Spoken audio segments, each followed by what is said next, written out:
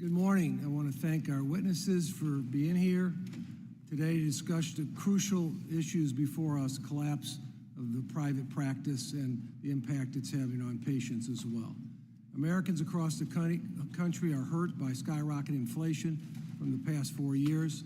I'm a former business owner, and I know firsthand how inflation harms small businesses trying to benefit their communities.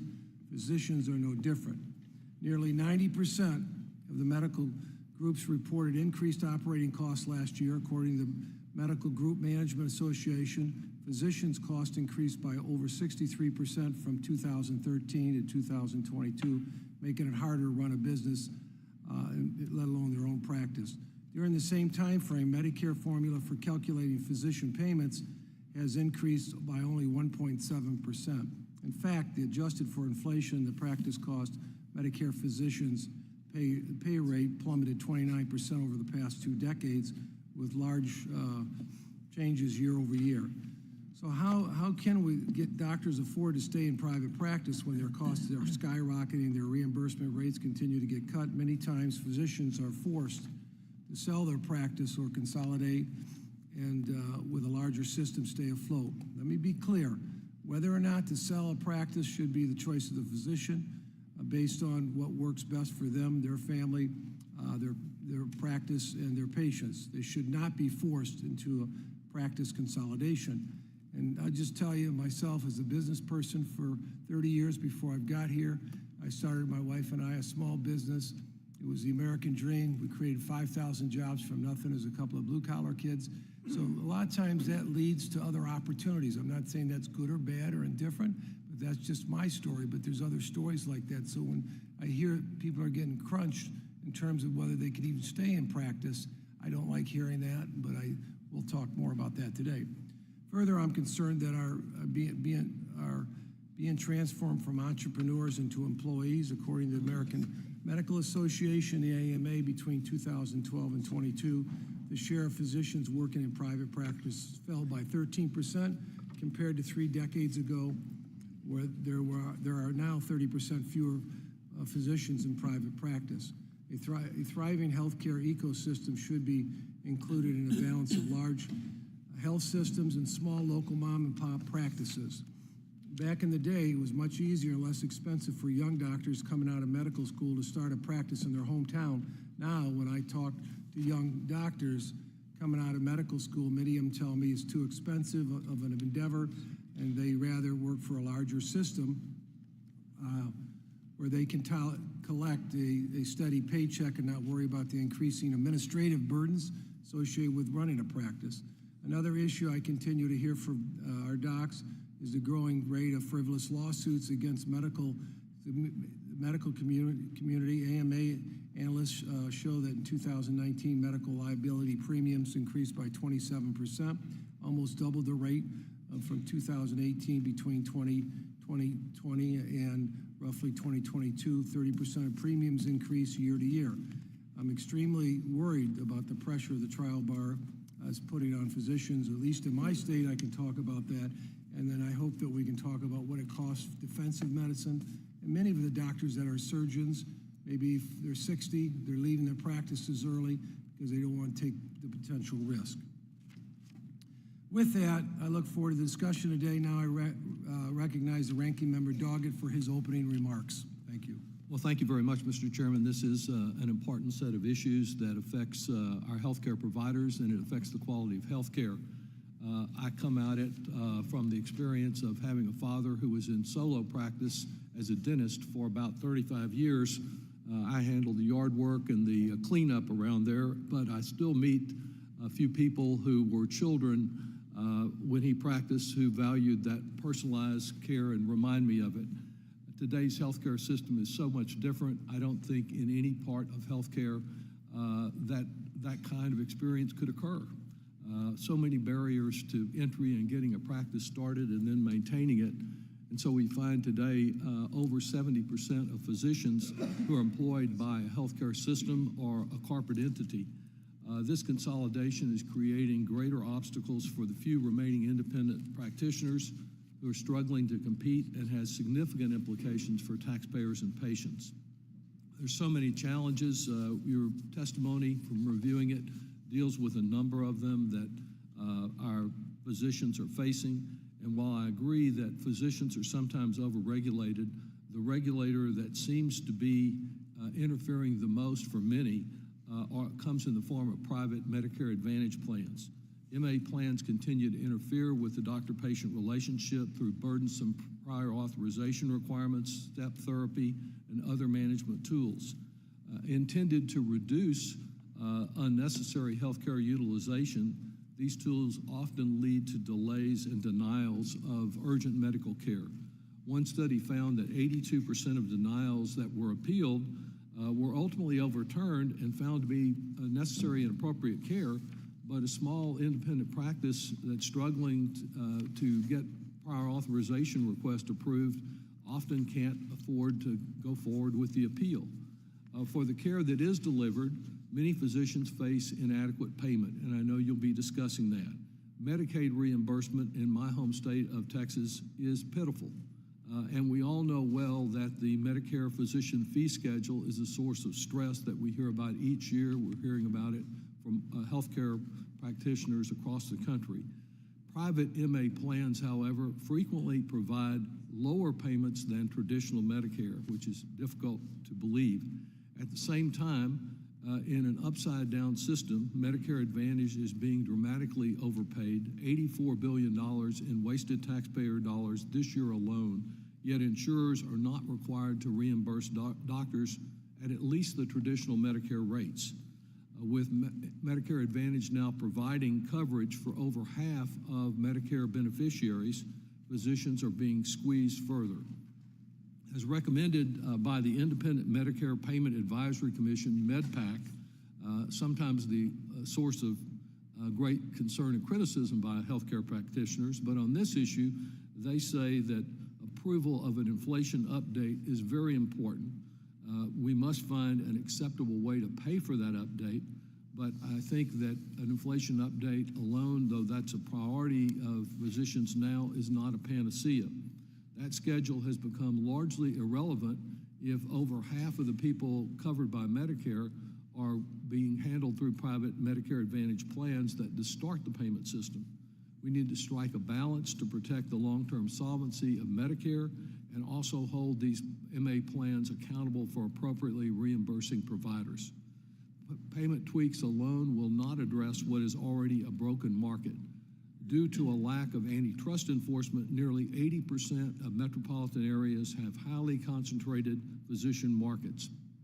Independent physicians are struggling to compete as they not only face a competing practice being taken over by private equity, but the same forces leading to vertical consolidation that use their immense resources to buy a hospital system and physician practices and force the few remaining independent providers out of network. For many independent practices, private equity can appear to be a savior.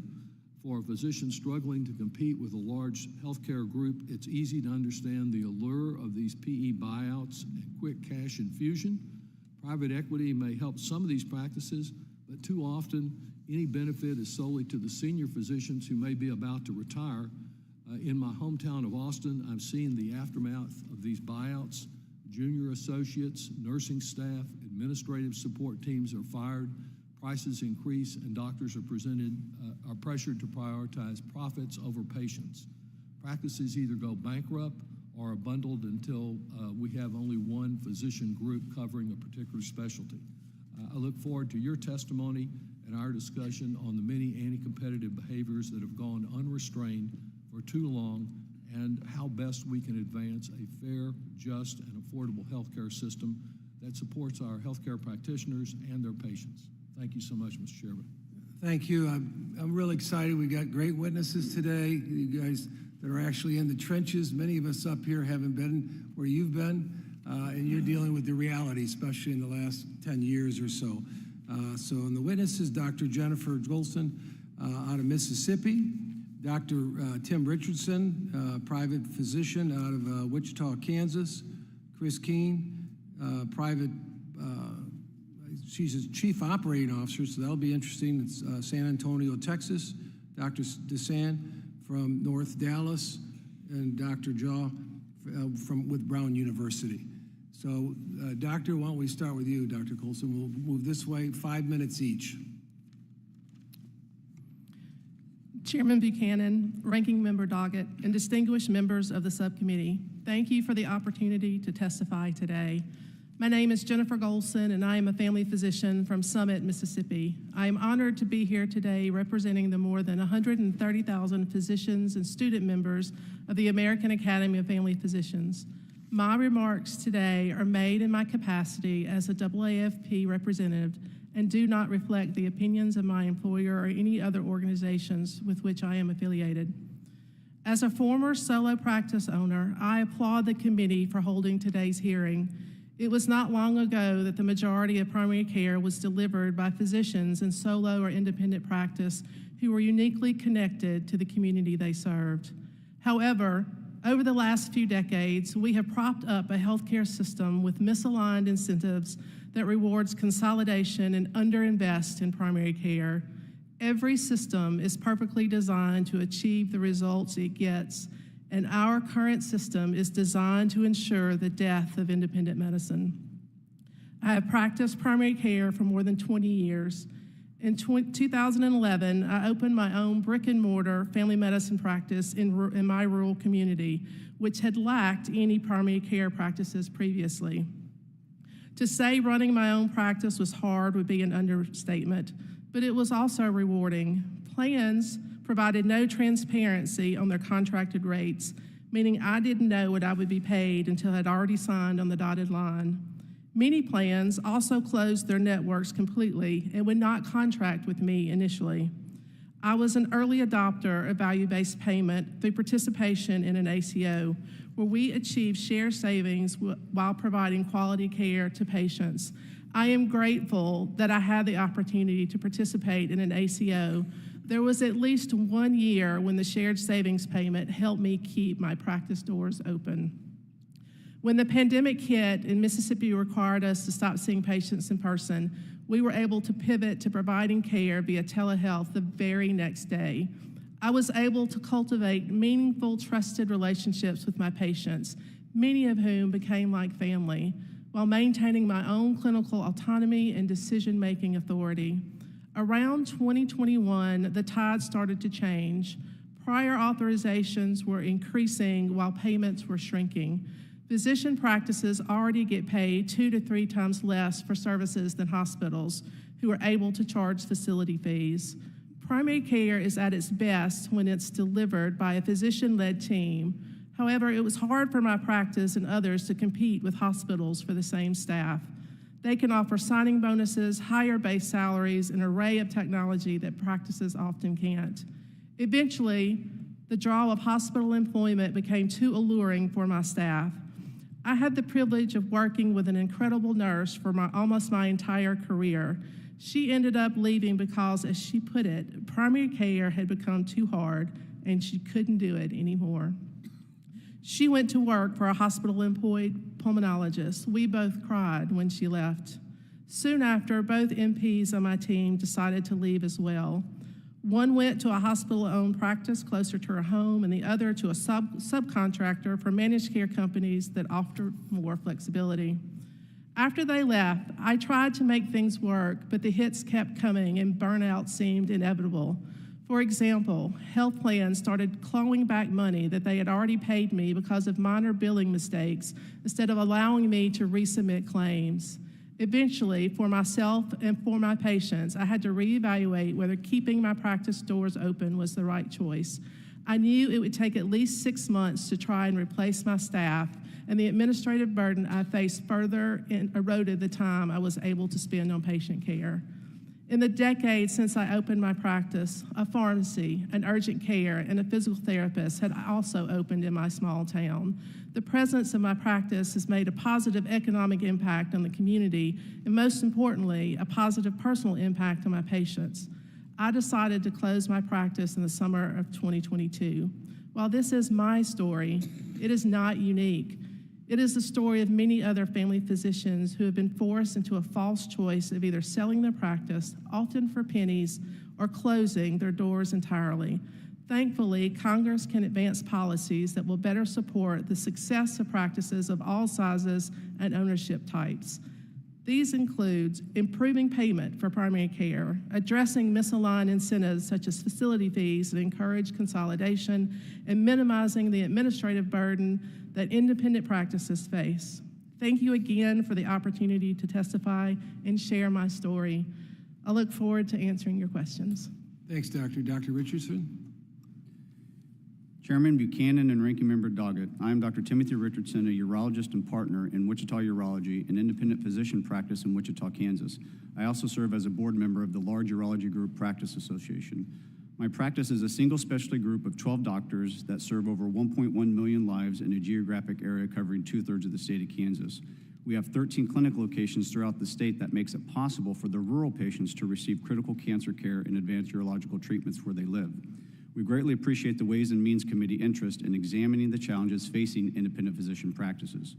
While Wichita Urology is no stranger to the mounting pressures independent practices face, we are fortunate to have remained independent. Unfortunately, this is not the case for many of the other practices across the country, despite a commitment to their patients and their communities. In response to the double whammy of increasing regulatory and administrative burdens alongside declining reimbursement, independent physicians have responded by working harder and more, leading to burnout and early retirement, thereby compounding the shortages and the onus on those who remain in the practice. In fact, yesterday I personally performed 10 surgical procedures and saw 24 clinic patients before racing to catch a 3 p.m. flight to be with you here today.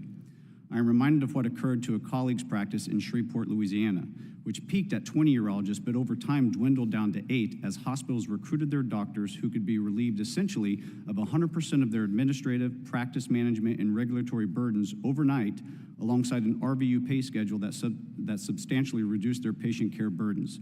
In the face of seemingly endless, expanding workload in private practice, hospitals can offer higher starting salaries on the promise of a work-life balance that limits working hours. Pay differentials, subsidized by site-of-service disparities, made it impossible for them to compete for the nursing staff. That practice eventually collapsed, and the patient access plummeted as more physicians left the practice, and the hospital system that acquired the group closed all of the outlying offices in the northern part of the state, where there had formerly been 11 clinic sites. Just as important, patients lost a one-stop shop of coordinated and personalized care with physician-patient relationships that have been built over the decades with patients and their families. This is not an isolated incident, but a nationwide trend. Hospital-employed physicians increased by more than 70% between 2012 and 18, and another 5.1% between 2022 and 23. More than half of the physicians are now employed by hospitals. It's not hard to understand why. Hospitals have focused on acquiring physician practices because that strategy simultaneously quashes competition in the local market and captures downstream revenue from ancillary services such as radiation therapy, imaging, and physician-administered drugs, oftentimes purchased at 340B prices.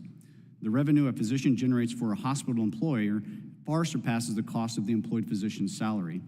For example, a recent merit survey found that urologists generate $2.1 million while receiving an average salary of $386,000. Similar returns on investments exist for other specialists. A major factor contributing to provider consolidation is the inability of private practices to remain financially viable. Medicare reimbursement payment updates do not come close to matching the rising practice costs. More recently, physicians have taken payment cuts. Physicians only received a nominal 10% increase over the last 2 decades, while the practice cost inflation rose 47%. That is simply not sustainable. Meanwhile, hospitals have received compounding payment updates based on their input cost, amounting to 70% over the last 2 decades, and enjoy a substantial site-of-service payment advantage for the identical services. As an example, Medicare pays hospitals more than twice the amount a physician receives for a cystoscopy with lithotripsy stent procedure at an ambulatory surgery center, even though this requires essentially the same staff, infrastructure, time, and technical training to perform. Similarly, hospitals receive more than 2.5 times more than physicians to infuse identical Part B drugs. Studies have shown that Medicare could save over $150 billion by equalizing these payment disparities, yet simply cutting the hospitals does not assist physician practices. We would suggest an approach that modestly reduces the HOPD payments and modestly increases physician payments to protect the patient access. Just as troubling as the reimbursement challenges is the regulatory burden physicians confront and the lack of alternative payment models available to most doctors. Only 17% of participating providers received an APM incentive payment in 2023. CMS failed to implement or even test any of the 17 physician-focused payment models that were recommended by PTAC. MIPS has been an even bigger disappointment and only served to burden physicians with onerous, expensive, and largely meaningless reporting requirements. The MIPS reporting program costs nearly $13,000 and takes more than 200 hours per physician per year. That is time that could be spent with patients.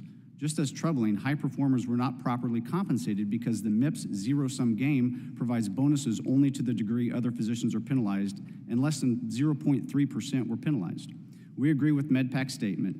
MIPS is, as presently designed, is unlikely to succeed in helping beneficiaries choose clinicians, helping clinicians change practice patterns to improve value, or helping the Medicare program reward clinicians based on value. MIPS should be terminated. The Stark Law also remains an impediment to value-based care delivery. It must be modernized to reflect how care is delivered today, not 3 decades ago when it was first conceived. The physician entrepreneur should be encouraged, not vilified. I would like to thank the committee for focusing on promoting and protecting independent practices and patients we serve. We look forward to working with you to reform these programs to make them more efficient and improve patient outcomes. Thank you. I do want to note our next witness, she's a chief operating officer of a practice, so you're responsible for paying the bills. So you got probably a unique insight. You know, everybody else said doctor, but you're actually up there having to pay the bills and deal with that reality. Go ahead, 5 minutes. Thank you, Chairman Buchanan and Ranking Member Doggett, for allowing me the opportunity to provide boots-on-the-ground testimony about what it's like to be an independent medical practice in healthcare today. My name is Kean. I'm testifying on behalf of myself as Chief Operating Officer of TSAOG Orthopedics and Spine and all 41 physicians of our group. We are a fiercely independent, 100% physician-owned group taking care of patients in the greater San Antonio region for over 75 years. I have been fortunate to have worked alongside the dedicated physicians and healthcare professionals of TSAOG for the past 23 years. The group is a fully integrated private healthcare entity consisting of non-operative physicians, orthopedic surgeons, and anesthesiologists. Our physicians and the ones that came before them built this group to help patients navigate an often confusing healthcare environment by providing as much physician-directed care as possible under a seamless umbrella. Our patients are able to obtain x-rays or more advanced imaging, such as MRI or CT, receive their physical or hand therapy in person or even virtually, see us after hours during the week and on Saturdays in our urgent care solution Ortho Now, be seen for preventive bone health care, and if they require surgical intervention, we have 2 outpatient ambulatory surgery centers that provide basic and complex orthopedic surgeries to include spine and joint replacements. If inpatient hospital care is required, this will also be directed and led by our physicians at one of 3 community-based hospitals in the region. Think of us as a small ecosystem for orthopedic care in San Antonio. Creating an entity like this is rare. It's extremely challenging to do and even more difficult to maintain. It requires our physicians to be fully focused on all aspects of the patient treatment plan to include their own, as the physician, not me as an administrator, is solely responsible for the liability of every patient they care for. Meanwhile, they, alongside our administrative team, are also responsible for the nearly 600 professional team members they employ to make right business decisions, taking into consideration the complex healthcare regulatory environment we live in today, as doing so ensures a future will exist for them and our patients for generations to come under this model. I'm here today to help you understand the challenges of maintaining this environment and why so many private practices across the country are collapsing. There are 3 main challenges facing independent medicine in our market across the country. Number 1, and I think you know what I'm going to say, the source of revenue to maintain this environment is fixed, decreasing, and largely not in our control. A typical Medicare patient 3 years ago reimbursed the practice $89.05. Today, it reimburses $2.59 less, and we face more cuts next year. This must change. No entity can stay in business with reductions like this, especially when the inflation rate over those 3 years was 16%. Physicians can no longer subsidize the cost of care for the federal government, nor should they be required to do so. Number two, expenses have increased dramatically. And I'll give you one example, but there are many more. 3 years ago, an entry-level certified medical assistant hourly rate was $13.50 an hour. Today, it's $16.50. This represents an annual increase of over $200,000 to our organization for just one position needed to care for patients. While giving pay increases is something we are very proud to do and good for our team members, increasing expenses without the ability to increase our fee for services puts us at a disadvantage to other non-healthcare employers in the market.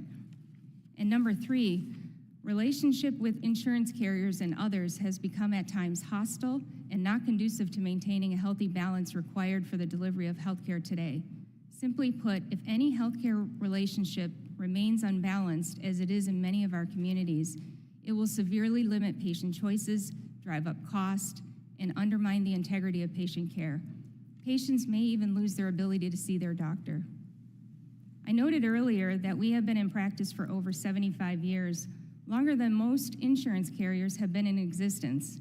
Believe it or not, we didn't always have health insurance, but we did have doctors. As independent physician group, we have taken pride in caring for our neighbors and friends, not allowing for shortcuts in care, and making sure that a return on investment is not the determining factor in physicians' decision-making. And the results bear this out, as we are consistently offering innovative, cost-effective solutions while being recognized for the best care in the region, and we have the patient outcomes to prove this. Thank you for providing this forum to learn and for inviting me to speak to you directly. I'm very happy to take your questions. Thank you. Thank you, Dr. Desai.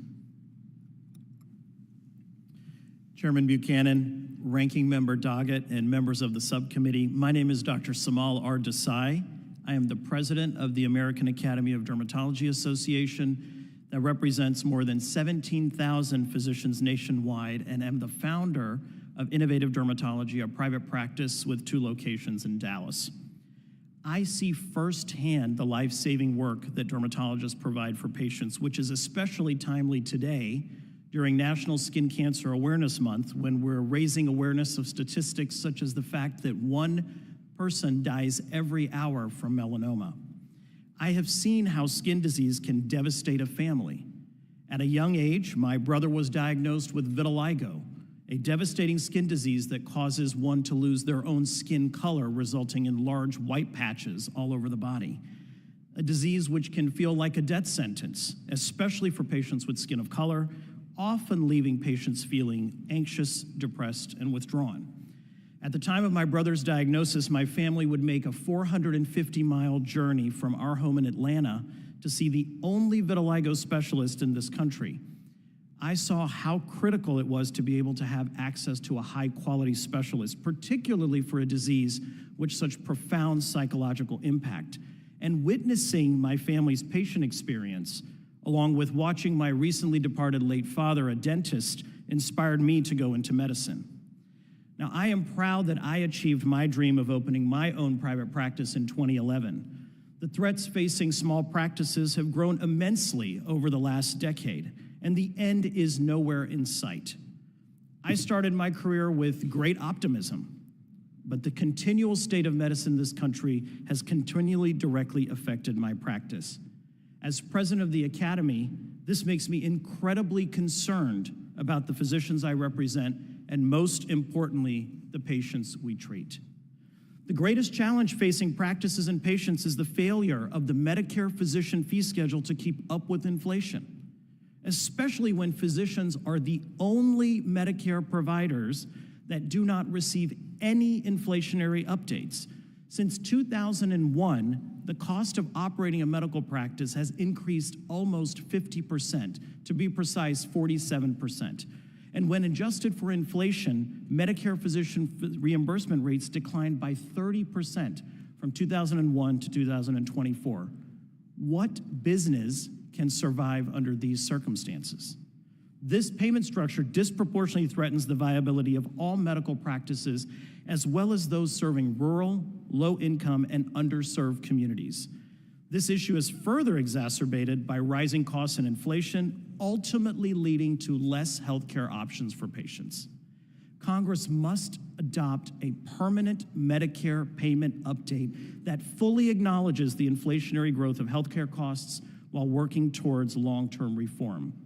The Academy urges Congress to establish a positive annual inflation adjustment and to increase the budget neutrality threshold by passing H.R. 2474 and 6371. Since I began practicing, I have increasingly had to grow my patient volume to keep up with demand while simultaneously juggling skyrocketing overhead costs. In 2014, I brought on another board-certified dermatologist to reduce wait times and increase critical access for patients suffering from deadly skin cancers like melanoma and a whole host of other skin conditions. Keeping up with those increasing overhead expenses and paying salaries of another physician, a part-time physician assistant, and multiple medical assistants was costly and became unsustainable. To continue serving my patients in the best way, I made a decision to combine part of my practice with a larger group to help manage human resource burdens, the vicious cycle of billing and insurance issues, and to help make sure my clinic would continue to function, and frankly, because as a solo doctor, I was burning out. Fortunately, I maintained full clinical autonomy in a patient-centric model, providing timely and essential access to care. Another challenge that I encounter multiple times every day when I see patients is the incredible amount of resources we spend on prior authorizations, on medications that will keep patients out of the hospital. This includes staffing a dedicated full-time employee simply to handle prior authorizations.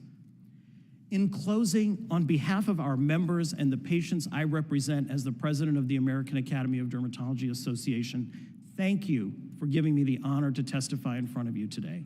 We stand ready to help the committee as you confront the challenges facing practices and healthcare in this country, and I look forward to your questions.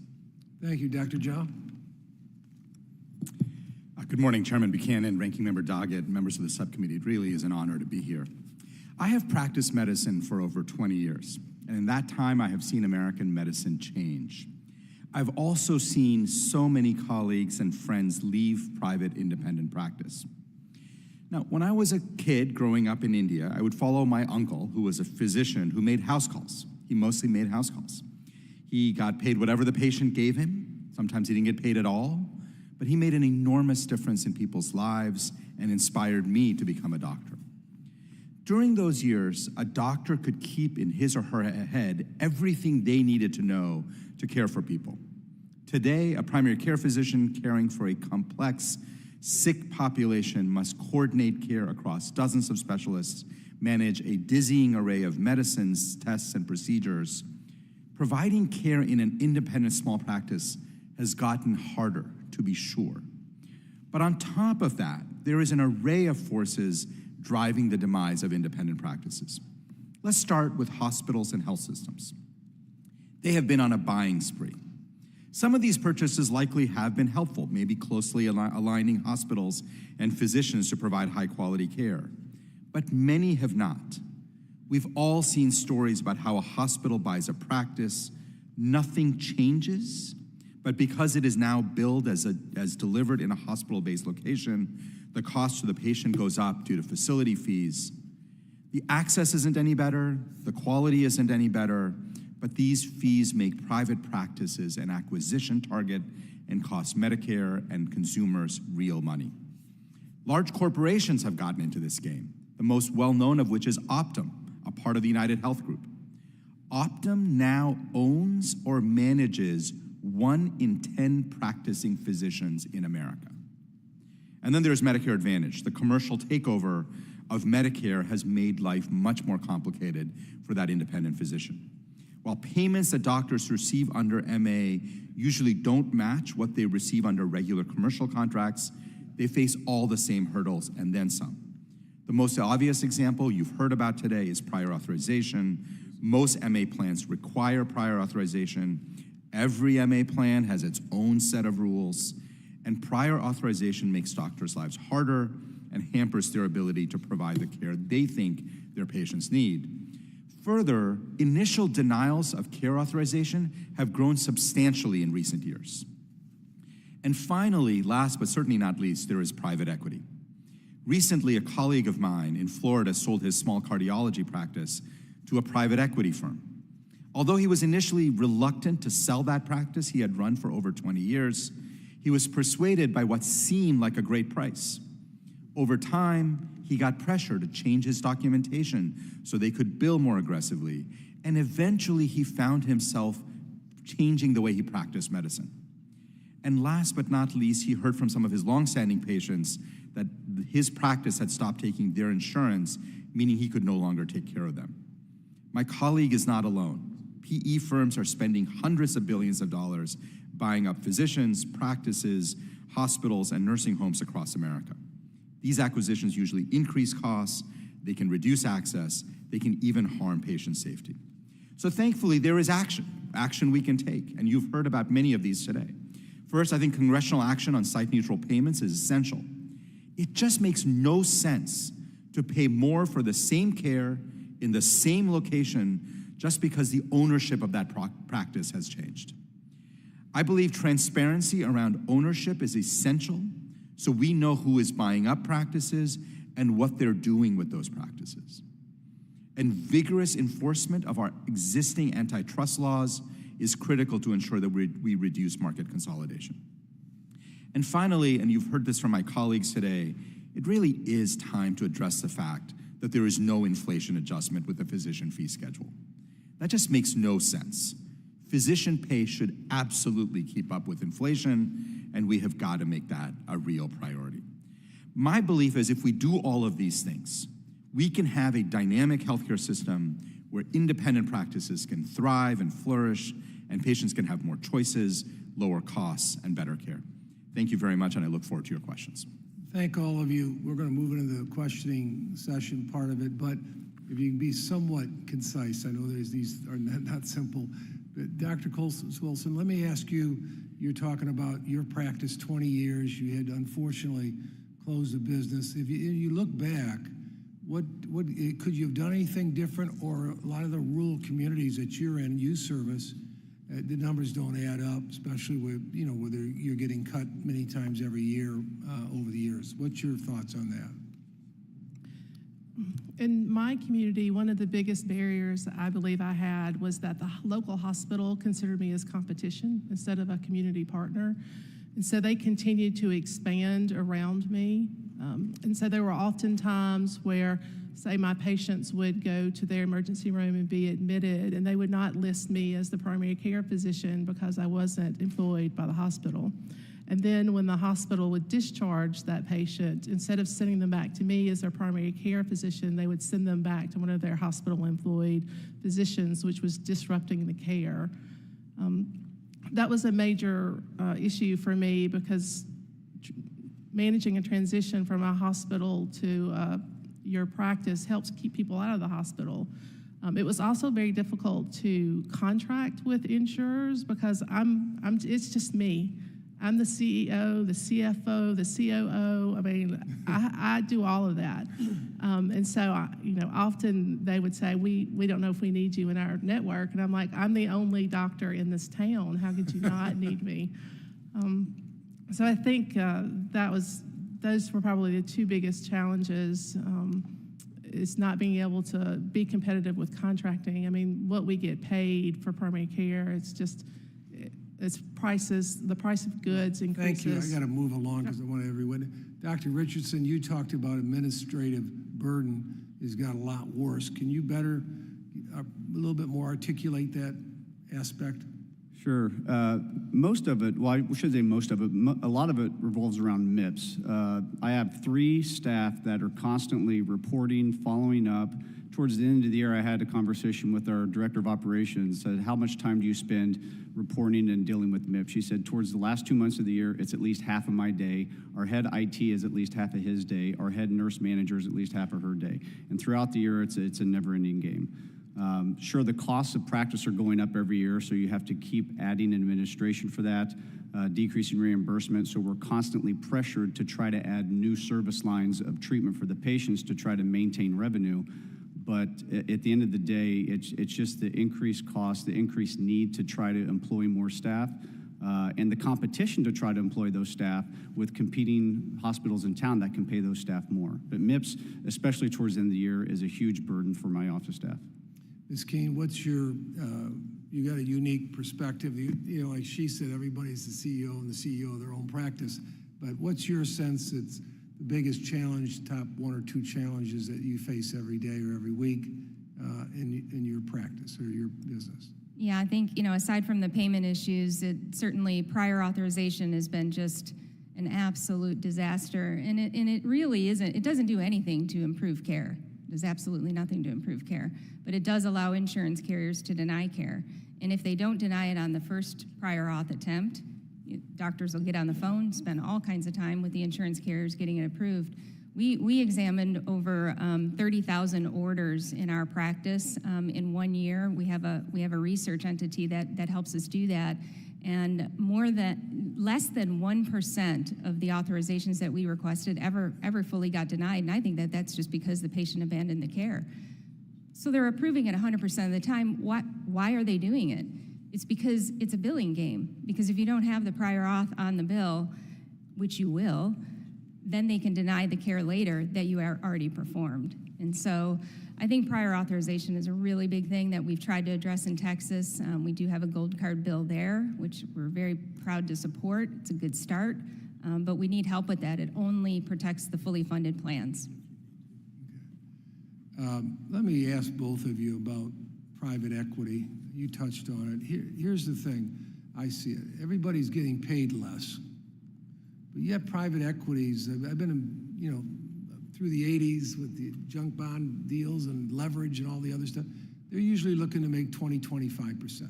So on one side, you've got, where people aren't getting paid enough, but yet they're buying these practices and it's working for them. And I'm sure in 5 to 7 years, they're looking to get that kind of return. And I've heard a lot of horror stories on some of it where doctors thought it was one thing and it ends up being another. They got on it. Mr. Desai, both of you, I'd just like to have you quickly weigh in on that issue, private equity. Thank you very much, Mr. Chairman, for the question. I think one of the things that I use as a litmus test when looking at patient care models, be that solo private practice, be that a group, be that a hospital system, multi-specialty, private equity invested, I think the important North Star that we have to consider is where patient care lands between the sanctity of the physician and the patient. And my philosophy and the Academy's position is that we want to ensure the highest level of patient care when a patient sees a board-certified dermatologist for their melanoma, to save their life from skin cancer or a horrible inflammatory skin disease. I think we have to be very careful when evaluating models because it's not a one-size-fits-all approach, as you alluded to in your comments, Mr. Chairman. So I think the important message here is that we have to make sure we understand what is happening between the doctor and the patient in that exam room, and how is that patient accessing the treatment in the best way. Private equity, doctor? Chairman Buchanan, so this is a really important issue, and it's, first of all, even hard to know how much private equity is in healthcare because there's no real transparency. But they have figured out how to make a buck in the system.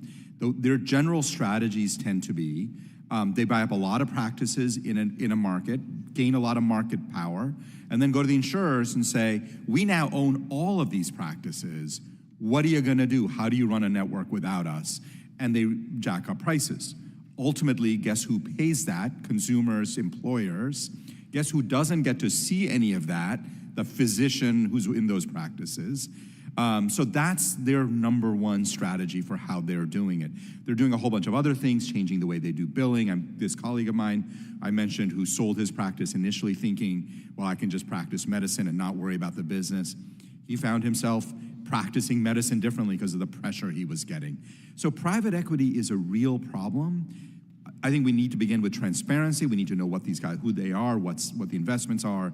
We need to have vigorous antitrust enforcement so that you don't gain monopoly market power. And I think there's a series of other things we can do, but we've got to get on this. And let me just say, kind of close to home for me, my nephew graduated as a doctor, radiologist, wanted to take a job in Florida, interviewed all that. And then he found out that they were selling out to a private equity firm. So he decided to look otherwheres, and he went out of state, find another opportunity, joins that firm, is with it now, and then within 6 months, that equity firm bought that one out. So I know there's a lot of discussion about that, but I'm just concerned about where all that's going and the impact that has. With that, I'll turn it over to Mr. Doggett. Well, thank you very much. I would just continue on that subject. One study I've seen found that private equity-owned medical practices charge 20% more on average per insurance claim than independent practices, and that an estimated 80% of private equity-owned physician practices significantly increased prices just after the takeover. I think the estimates I've seen is that over the last decade, private equity has invested more than $1 trillion in healthcare. You've given the example there in Florida, but overall, similar studies have also shown a number of physicians exiting from the practice after the private equity takeover. Overall, is it fair to say that private equity's role with reference to physician practices is to increase prices to both insurers and to the Medicare system and to decrease the quality of care? Yeah, Ranking Member Doggett, it's a really important question. And here's where I think the evidence is. I think, first of all, you've cited the key studies on this. There's a way that private equity firms do this. They first make sure that people are billing kind of as aggressively as possible. Second, as I said, they start getting market power. And, I think all of us agree physicians need to be reimbursed more. That's not what private equity is doing. They are getting higher reimbursements, but they're pocketing that difference. Physicians are not better off. And so what we're seeing is, as you said, a lot of physicians who are just deciding they don't want to practice in that kind of environment anymore and leaving those practices. And then there are studies like one that came out about 6 months ago that showed that when private equity took over hospitals, over the next 2 years, medical adverse events went up. And if you say, well, what happened there? My best guess is, that they probably cut back on staffing in that hospital. That's another way to save money. But we know staffing can make a real difference in terms of patient safety. So ultimately, what we need to do is we need to look at behavior. When there is bad behavior, we need to have clear policies and approaches to dealing with that bad behavior. I don't want to paint too broad a brush stroke. I'm sure there are private equity acquisitions that have probably been fine. But overall, when you look at the overall system and see where people are going, it is causing increased costs for consumers and the taxpayer. Doctors are worse off, patients are worse off. Thank you very much. Dr. Gholson, you really seem to be exhibit A for what's wrong with the system now. You heard Dr. Jha also reference the need for vigorous antitrust enforcement. I know one of the things that the FTC has recently done that sparked some controversy relates to these non-compete clauses that seem to have a big impact within the healthcare system. How will the FTC's recent action on that and other enforcement, which has been lax for years, what impact do you think that will have? I think it will have a positive impact. At the heart of the issue is the relationship between a physician and their patient, and there should be nothing that comes in between that. And currently, with non-compete clauses, it does. For instance, when I was considering selling my practice, I considered going to work for the hospital, but I would have been under a non-compete. And due to the expanse of where they had practices and outlying hospitals, if I were to break that non-compete, I think I would be 80 miles away from where I live, and I would have had to uproot my family. So it just was not an option. One of the things that does concern me with the FTC ruling is that it doesn't include nonprofits, and we do have hospitals that would fall under that purview as a nonprofit. So I would urge that be considered, that nonprofits should come under that ruling as well. Thank you very much, and for your testimony generally. Dr. Jha, let me also ask you about Medicare Advantage. I've seen estimates that we're paying about $1,500 per Medicare recipient more per year out of the Medicare Trust Fund to MA plans than on traditional Medicare, and yet these plans, some of them won't pay the healthcare provider as much as traditional Medicare. Could you just comment about any recommendations you might have for what we can do about it? Yeah, So, Congressman Doggett, as you alluded to, Medicare Advantage has just taken off. It is now a majority of Medicare patients are in Medicare Advantage. This is really a phenomenon of the last 10 years. If you ask the question why, it's because we're overpaying for Medicare and Medicare Advantage. And that's not, again, translating into better care for patients or better reimbursement for physicians. There's a series of policy things, risk adjustment, how you do regional benchmarking, a series of policy options that we have, but we've got to implement them. Just paying more to insurance companies when they're not generating more value for consumers, patients, or taxpayers doesn't make a lot of sense. Thanks to all of you. Thank you, Mr. Chairman. Mr. Smith? Thank you, Mr. Chairman. Excuse me. Thank you to our panel as well, sharing your perspective. Thank you for being on the front lines of healthcare, where I know it's challenging and it hasn't been getting any easier for various reasons. I'm concerned that instead of finding true reforms, we've just seen over the last few years, we just shift around who gets paid how much, and then there's more regulations, and then there's responses to that. And ultimately, patients aren't any better off with more government intrusion and involvement. But it's very interesting to hear, Dr. Gholson, your experience, your perspective, that you found the competition to be the local hospital who wouldn't refer to you. Would that be accurate? And that perhaps the full choices to patients were not disclosed to the patient. I'm troubled by that, and especially in the broader picture of how we oftentimes hear about how the referral process should or should not be in other respects. But you know, when we have these changes in ownership of practices, it's disruptive. Obviously, as was touched on, that insurance plans may not be accepted anymore, and how disruptive that is ultimately to patients, and especially those in more rural areas. When I represent one of the most rural districts in America, that this can be very disruptive. There aren't that many choices. Mere access is our goal sometimes. When in more urban areas, there might be more choices among providers. But to take away even some of that very basic access, I think is troubling. I will also point to the regulations and requirements that oftentimes originate here in Washington being a huge problem, and I think the latest is the new staffing mandate for nursing homes. So just in Nebraska, we're a pretty rural state. Just in Nebraska, the Biden administration expects us to come up with 450 new nursing FTEs.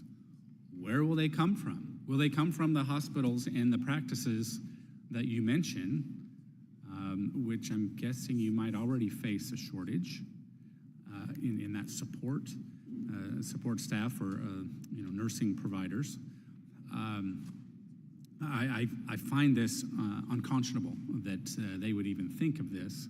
And we have nursing homes in rural America already struggling without the new mandates. And I think we all know what the mandates are really about, but it's very unfortunate that these poorly thought out policies tend to be happening so much these days. Dr. Gholson, though, could you perhaps elaborate more on the recommendations or insights that you think we should pursue to address the workforce shortages, whether it's MDs, whether it's other providers, that full spectrum there. What can we do to bring some relief to the shortages?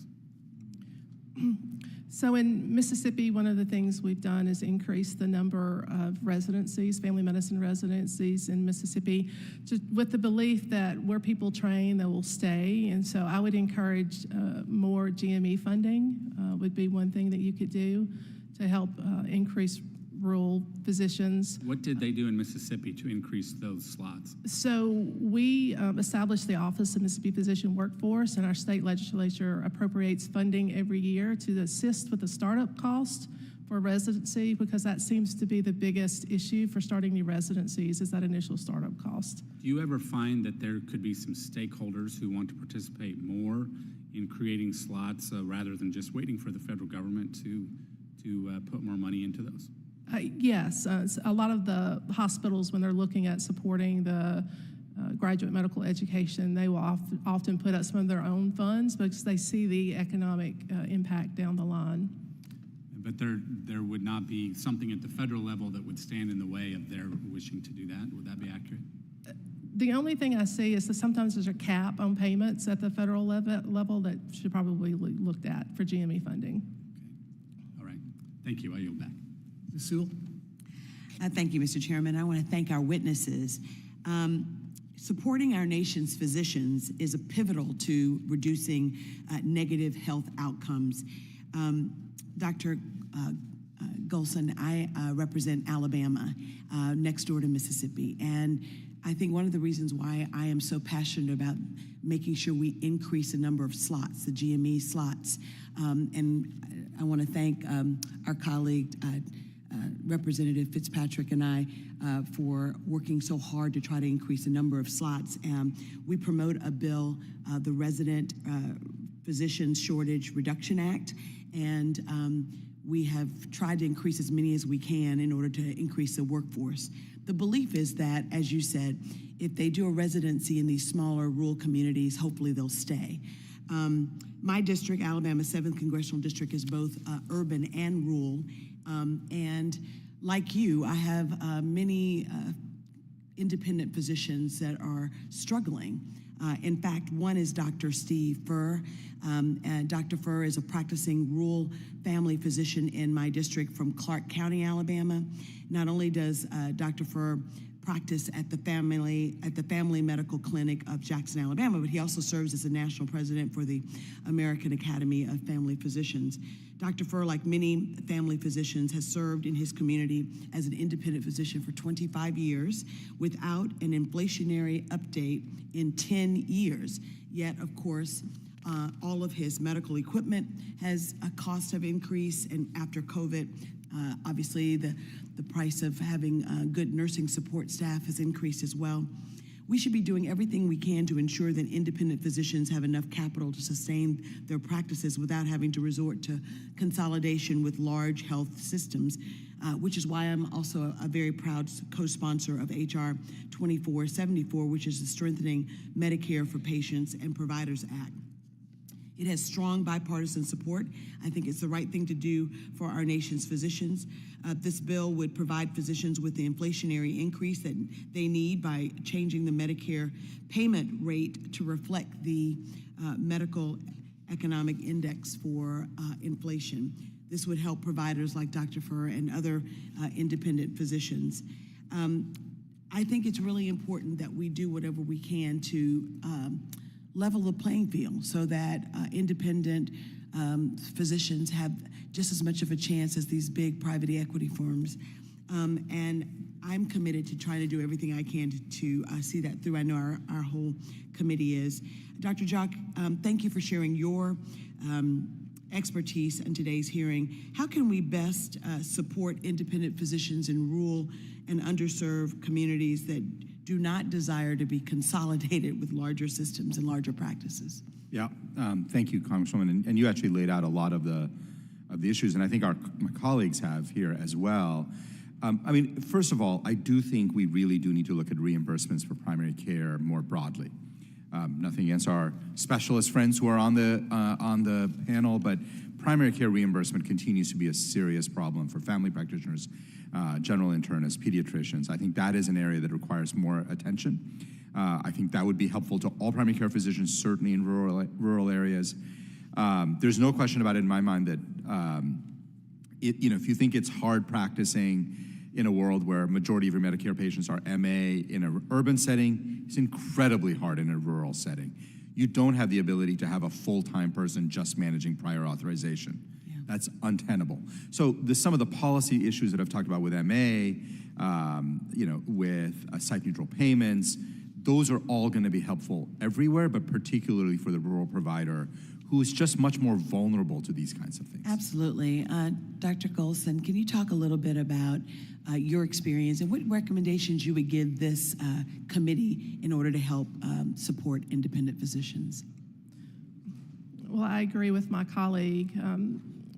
Paying primary care is vital to the being able to sustain primary care independent practices in rural America.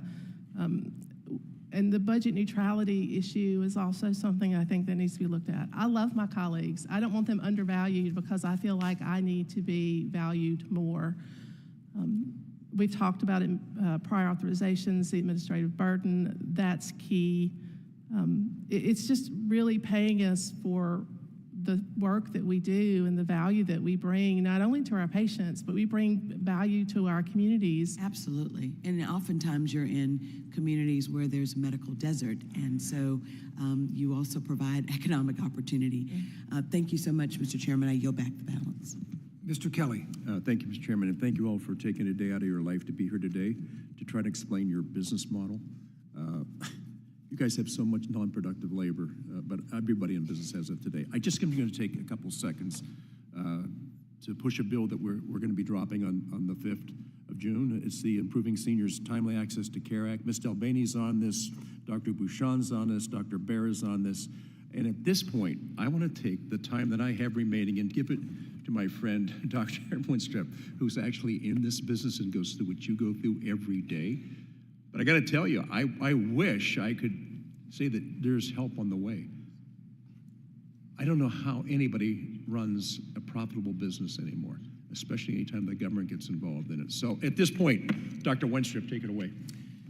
Thank you, Mr. Kelly. I appreciate you obliging me and giving me more time, as I'll use my time when it comes about too. And before I get started, without objection, I'd like to enter a statement for the record on behalf of my friend, colleague, and fellow co-chair of the GOP Doctors Caucus, Dr. Murphy. He's away. He's going to be undergoing surgery. I want you all to keep him in your prayers.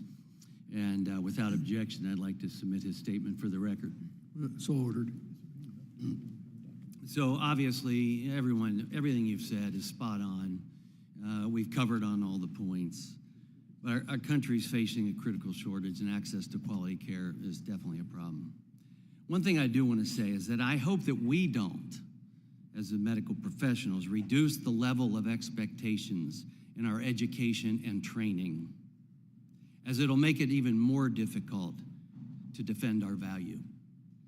We've got to do that. You mentioned board certification. It's important in every one of our specialties because it represents ascertaining the highest level of quality care that you can provide. And I get that. You know, it's so hard to fathom what has happened to medicine because providers are the product. We are the product and are the key to a healthy nation to begin with. And we need a strong, uninterrupted doctor-patient relationship to exist. When I first started in practice, I set up my own practice. I had 2 employees, and if someone was sick, my mom came in. You like that, don't you, Dr. Gholson? And it was wonderful. It was wonderful. And as time changed, I joined a large orthopedic group, but I still practiced as an independent physician, felt it, you know, as a type of practice where Christmas time, people are bringing you gifts, you've developed relationships, and I think that's the key to a successful outcome. One of the reasons I ran for Congress is I looked at Washington and I said, we have people making healthcare decisions that have never seen a patient, have no idea what it's like being out in the trenches. And the profession has changed a lot since I started that practice, which I valued. But it was no problem when I went to a larger group because we were all of the same ilk. We were independent. We were practicing. Our reputation mattered in the community. That's what mattered. Not what Washington thought. I've always felt it really didn't matter to me. Yeah, you know, if you want us to do this, submit this and that, which obviously, as you know, and if everyone's commented, got worse and worse and worse and more burdensome.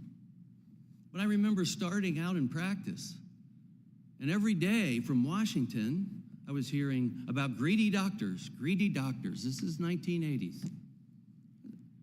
And I thought, I'm $185,000 in debt.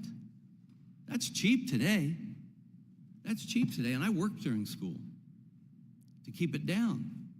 I'm not greedy. And I figured I'll make a good living as long as I do a good job and take care of people. That's all it comes down to. I'm against fraud. We want to catch people that make fraud and everything else. But other than that, get out of our way. Let us take care of people. We get on calls for prior authorization. And I'm talking to somebody who's not in my specialty, telling me what I can and can't do. I ask them for their license and how the patient can make an appointment for them. Because if they're going to take over the care, they should take over the liability. And I'm just sick of it. They take no liability, but they determine the outcome of the patient. They delay the treatment of the patient, all of these things. We've got to take control. And we got to start telling Washington, as providers and as members of Congress, enough is enough. My time has expired here, but I'm just getting warmed up. I yield back. Stay tuned for Act Two. Ms. Chu? Dr. Jha, thank you for your testimony. Every year, especially for the last few years, especially during the last half of the year, physician group after physician group will come in pleading not to just get 0% increase in their Medicare fees. Current law has the updates at 2.93% for 2024, but it will drop to 0% for 2025 unless Congress intervenes. So the physicians say the updates are insufficient and that there is no means to deal with inflation. And of course, they talk about that with this insufficient Medicare payment updates, it is really difficult to deal with their practices. We've heard a lot about these challenges today from so many of you who have testified. What do you recommend we do to upgrade how Medicare pays physicians in a way that will improve value without breaking the bank? Yeah, Congresswoman, thank you for that very important question. I guess I would begin by saying that part of the reason they come in every year is because we have a long tradition of not fixing things for the long run and then doing this kind of Band-Aid fix every year. We did that for a year. Eventually, MACRA solved one part of that problem, but then now we have this issue. Look, I think we need a long-term fix on inflation adjustment for a physician fee schedule. I have not encountered someone who does not think that is the case. Where there is some disagreement is exactly how do we do that? And do we use the Medicare Economic Index that tracks costs of practice? What proportion of that over what time? I think MedPAC has laid out a strategy and an approach that I think is pretty reasonable. I suspect other people maybe may not disagree with may not fully agree with their approach. But the bottom line is that instead of fixing this, you have plenty of other issues you need to be dealing with. Having to do this every single year creates uncertainty, it wastes time, and it creates hardship. And for physician practices planning out next year, if they don't know what they're going to get paid, that makes them more susceptible to saying, fine, I'll just take the deal from the hospital or the private equity firm. So a long-term fix is what we need at this moment. Thank you for that. Dr. Jha, you also highlight the issue of frequent wrongful prior authorization denials in Medicare Advantage plans. I'm especially concerned that a growing number of these denials are determined by flawed algorithms and unvetted AI tools that fail to account for beneficiaries' individual circumstances. In 2022, the Department of Health and Human Services Inspector General found that AI denials led to amputations, fast-spreading cancers, and other devastating diagnoses for some seniors. In response to these AI denials, I sent a letter to CMS last year detailing specific enforcement actions the agency can take to increase oversight of AI tools and Medicare Advantage coverage decisions. And earlier this year, I was pleased that CMS finalized new prior authorization rules instructing plans to make coverage decisions based on individual circumstances as opposed to AI. But questions about the enforcement of these instructions remain. So, Dr. Jha, can you elaborate on how the rampant use of unvetted AI tools by MA insurers creates unnecessary burdens for physicians and contributes to harmful outcomes for patients? And what additional measures should be taken to enforce these rules and ensure that private insurers are not leveraging AI tools to unlawfully deny care for seniors on Medicare Advantage? Yeah, and again, I think we've heard almost everybody on this panel talk about prior authorization and its problems. I think there was a report out, I want to say it was ProPublica, but one of these news outlets that looked at Cigna. Their denial, they spent a second and a half per claim to make their denials. This is not a physician carefully reviewing the circumstances and making a clinical determination. The way that most of these insurance companies work is if you can use an algorithm, you deny first a whole set of things, you just have raised the bar for the physician to have to come back, argue for the case, and a lot of physicians in a busy practice will just give up. And that's actually the strategy. Look, I think there are instances where prior authorization can make sense. If you're doing something somewhat experimental, extraordinarily expensive, extremely unusual, going through an extra burden or extra hurdle can make sense. But I think for more routine things, a lot of what CMS laid out, I think it was in your letter as well, Congresswoman, is really smart. I think we've got to have actual physicians involved in the decision-making, transparency about pre-authorization rates and denial rates. There's a lot of work to be done. But again, what I'd love to see is long-term fixes on these, because Medicare Advantage is here to stay, and we have got to make sure that we solve these problems for the long run. Thank you. I yield back. Thank you, Dr. Winstrup, and we're going to move 2-1 now. Thank you, Mr. Chairman. You know, one of the things I want to continue with what I was saying, when I said I didn't care what Washington thought, I didn't want them to have to worry about what I was doing either, you know, at the same time. I cared about what the patient's results were, what they thought, what my referring doctor thought, what my hospital community thought, what my fellows around me, my society thought, all those types of things. Because when you do that, you're going to be fine. But if you're doing something out of the extraordinary or something inappropriate, Dr. J, you kind of touched on that. I understand that. You know, let's have some oversight here and there. Our society should have oversight over how people practice. All those things are important. But I remember in my first term here with the Doctors Caucus, we're meeting with CMS, and they said to us, all the things we're starting to implement are really starting to work. I said, for who?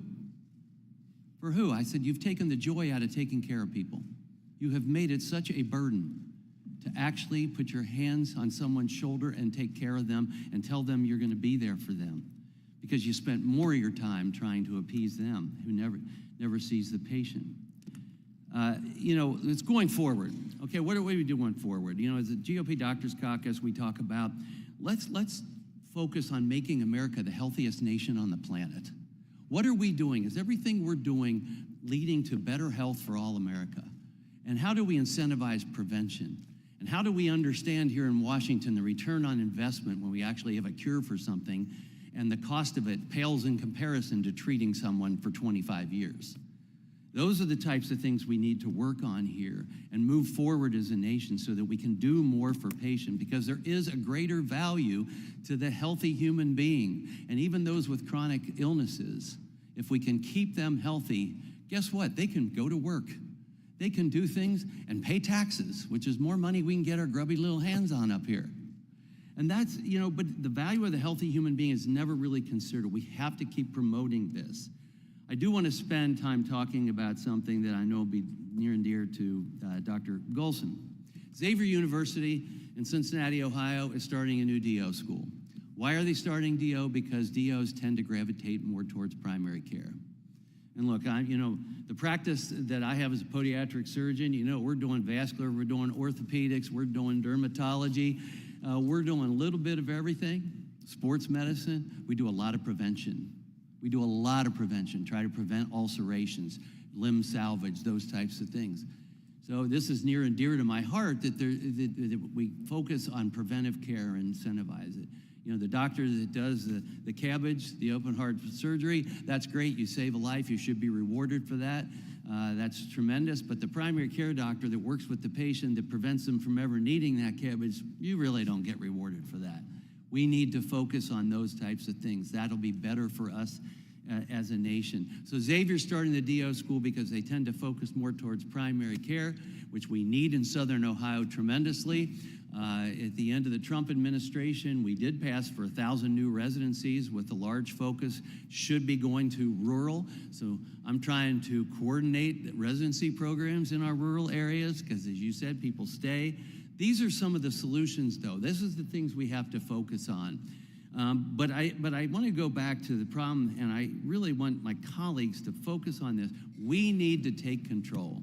We passed the No Surprises Act in a bipartisan fashion to take anxiety away from patients, to worry about, if they don't have to worry about their bill, it'll be taken care of between the insurance provider and the doctor. We did it in a way that we hoped would be fair to everyone, and where doctors would want to be in network and insurance companies would want you in network.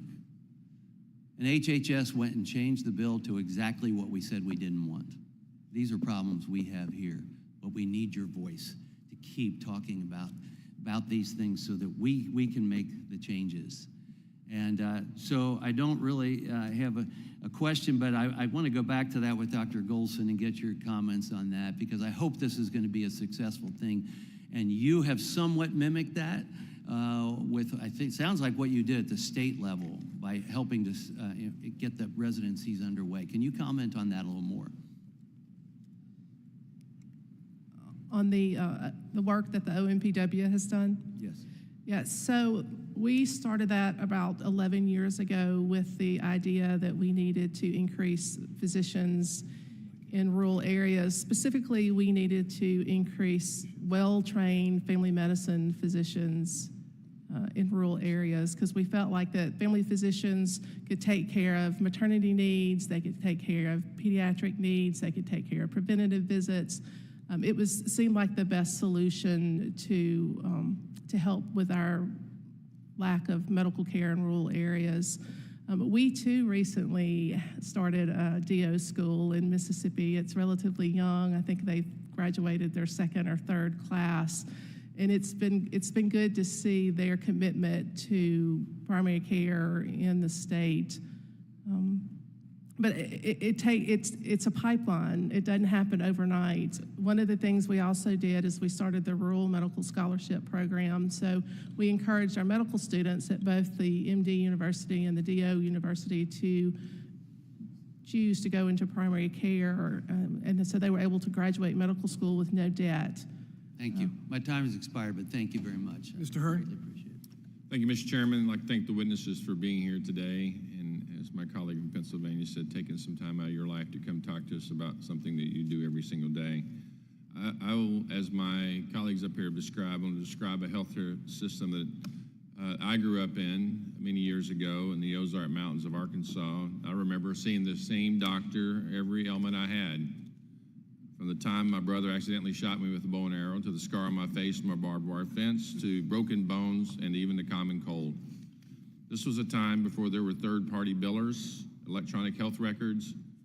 If my mom couldn't pay the bill that day, which she usually couldn't, she put it on the ledger, and when she got paid, she paid the doctor. And guess what? That system worked. I'm here today, and getting to talk about the very thing that I grew up in. It seems so simple, a patient and a doctor together were the heart of the healthcare system, but sadly we're a long way from those days. Now we have third-party billers, huge health systems, and no one knows how much anything actually costs. One thing that really concerns me that I'm glad this hearing highlights is that the fact that the healthcare system will buy up a physician practice, jack up the prices, and sometimes overnight, and get paid much higher rates than private physician-owned practices for the same exact services. A lot of times this is because these hospital systems tack on a so-called facility fee. Study after study after study shows that patients are being charged exponentially more for the same services. According to an analysis of 6 outpatient procedures released last fall, hospital common procedure prices were substantially higher, in some cases 5 times higher than when performed at a physician's office. There is no evidence that outpatient care in hospital-owned facilities for the same services results in better outcomes. So patients are left with no added benefits, just higher prices and less choices. This is why I introduced H.R. 3417, the FAIR Act, which would require all off-campus outpatient departments to have separate NPIs so they cannot charge on-site hospital prices. Dr. Richardson, you touched on this a bit in your testimony. Would you agree that requiring unique identifiers for on and off-campus facilities and other site-neutral policies would lead to lower out-of-pocket costs for patients? Thank you for the question. Absolutely. We have a very comprehensive one-stop shop practice where we offer radiation therapy, diagnostic therapy, surgical therapy, medication therapy, clinical trials. We basically treatments and diagnosis throughout the gamut. If we sold to a hospital system overnight by changing nothing, not changing the sign on the door, not changing the physicians, not changing location, overnight, it would cost 2 to 3 times more for any of the insurance companies or Medicare and the patients out of pocket as well. So it absolutely makes a big difference when all of a sudden you're billing under a hospital code instead of an outpatient procedure code or an outpatient clinic code.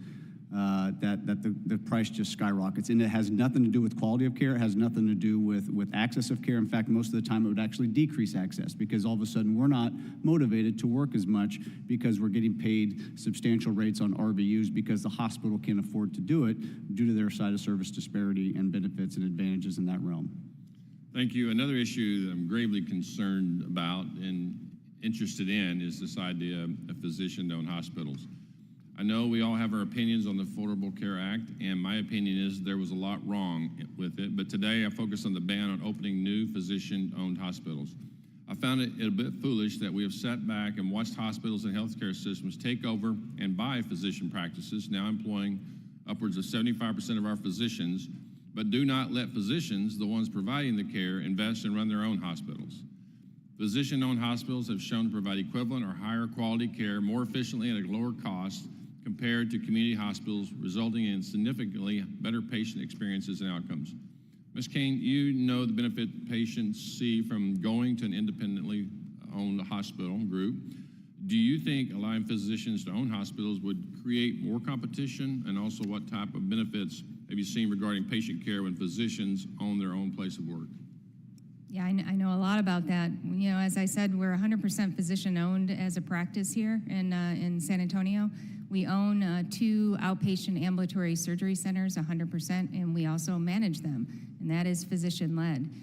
We do not own a hospital. We were not able to do that, unfortunately, but we did partner with a hospital in San Antonio to help us, get control over the care that they're receiving in the hospital system. But yes, I don't see a reason why a physician can't own a hospital.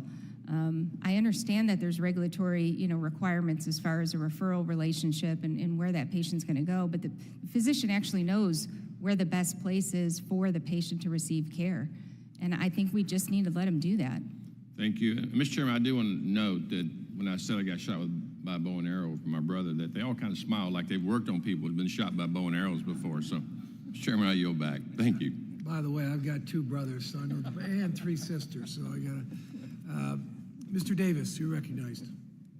Thank you, Mr. Chairman, and I want to thank all of the witnesses for very interesting insights and this discussion. I've been thinking, I've been around healthcare now, I guess, for a pretty good period of time. I've worked in clinics. I've sat on the board of hospitals. I have taught at medical schools. And I'm just I hope that I can leave today with a feeling that yes, we are all concerned about conserving the private practice of medicine, the independent private practice. And I remember when I used to teach a course at the University of Illinois School of Medicine, and we taught a course called The Realities of Medicine. And as young medical students would come in, they would talk about their goals and what they wanted to do. And of course, many of them would indicate that they wanted to do family medicine, family practice. They wanted to be internists. by the time they graduate, many of them would have changed their positions and changed their minds, and would decide that they needed to go into something that compensated them a little differently. That the reality was they may have wanted to do one thing, but when it got down to deciding, they would find it necessary to decide that they want to do something else. And I guess there's always this business of economy, the business of our economic system, and the business of where do we and how do we equalize or try and equalize systems so that the systems work together. I'm a sociologist. I'm a big fan of a fellow called Frederick Douglass, who used to say that he knew one thing if he didn't know anything else. And that is that in this world, you may not get everything that you pay for, but you will certainly pay for everything that you get. And that you'll pay one way or you would pay the other. I wonder if each one of us could give us one thing you think we can really do that would help conserve and preserve the independent private practice of medicine. I've been reading the papers, and I've read several stories in the last articles, weeks or two. So, Dr. Gholson, why don't you just start? It's tough to give you just one thing. So I'm kind of torn between get rid of prior authorizations, absolutely, completely, and for as primary care, paying us for what we're worth. Thank you. I think maybe one of the biggest indicators or biggest thing to keep us in business is just updating the physician fee schedule so we can actually keep pace with the cost of running a practice. Our employee overhead has gone up 30% in the last 2 years. Our medical insurance goes up 10 to 20% every year. We literally just can't keep pace with it, and we can't keep hiring. So updating that fee schedule that keeps pace with that cost would be beneficial. I'd like to get the medical record back in the hands of the physicians. Instead of these AI tools and insurance carriers, it has become a billing weapon and not the medical record that it used to be. I'd like to see us get that back. Congressman Davis, thank you for the question. We have got to fix the Medicare physician reimbursement schedule, and HR 2474 and 6371 need to be passed to allow physicians to maintain practices to preserve that sanctity which you so appropriately referenced between the patient and the physician. We have got to fix that, and we need your help. Congressman, number one for me is site-neutral payments. I think it's a major reason why we're seeing physician practices get bought out. Second, dealing with Medicare Advantage, prior authorization that we've talked about. I also think physician fee schedule is important, but if I had to order it, site-neutral, going after MA, dealing with private equity, those are major forces in the health system that we have to deal with. Thank you all very much. Thank you, Mr. Chairman. I yield back. Yeah, Ms. Miller, you're recognized. Thank you, Chairman Buchanan and Ranking Member Doggett. And thank you all for being here today. I cannot agree more with the physicians on our committee and the life that they've led, the lives you all have led, and how important you are. You're so important. I live in West Virginia, very, very rural state. You know, sometimes it can take from an hour to almost 5 hours, really, to get to your doctor or to your hospital because our terrain is just very challenging. But we need care. And, you know, just for a routine checkup, sometimes it's critical that our local rural physician practices exist so that they aren't always burdened with the far drive and the expensive visits to a hospital for something very minor. That's worried me for years, having to go to a hospital for something very minor when you could go to your family physician. Today's economic environment, with inflation through the roof and thanks to the reckless spending that continues to go on with this administration, many independent physician practices cannot afford to keep their doors open. Frankly, I think the federal government doesn't reimburse well enough to make it feasible for you to do it at all. So this is a huge issue for physicians as well as patients. Dr. Gholson, I was really disheartened to hear about your struggles and your practice that you endured because of bad policy. And I know firsthand how devastating it is to rural communities to lose their local doctor. So to help paint the picture for my colleagues that may not be from rural areas, and there are a lot of them that aren't here that really ought to hear this, can you go into detail about the different physician-patient relationships that happen in independent practices, particularly in rural areas, compared to physicians in these huge practices? So to paint the picture of how rural my community is, we are a one-stoplight town. Yeah. My patients would be able, they could walk to my practice to see me because we were right downtown. I was able to do home visits with my patients, which gave you incredible insight to what was going on in their life. I would see them at Walmart, and they would talk to me about their care. I would see them in church, and they would ask me questions about which specialist they felt like they needed to go to. And even though I closed my practice in 2022, I still get those questions from my former patients even today. So you really are a part of the community. You're part of the fabric. You sponsor the local baseball teams. You're at the team events as team physicians. The whole community becomes like family. Well, you're almost the elder of the family, so to speak. I mean, you're just that important. As much as I'd love to see every independent practice thrive, I know that there are tons of challenges out there that you all face that can drive you to close or sell your practices and move into a larger health system.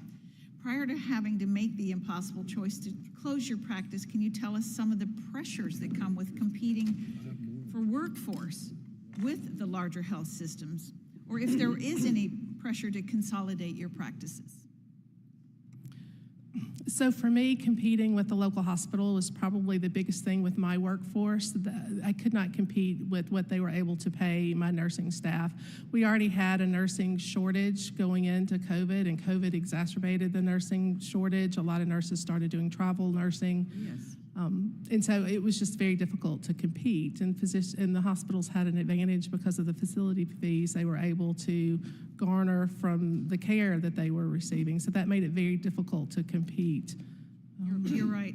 Dr. Richardson, in order for people to understand more the business side of Medicare reimbursement simply not being enough to even cover the costs of operating in a rural area, are there examples where Medicare regulations or reimbursement requirements have limited your practice's ability to provide high-quality services to your rural patients?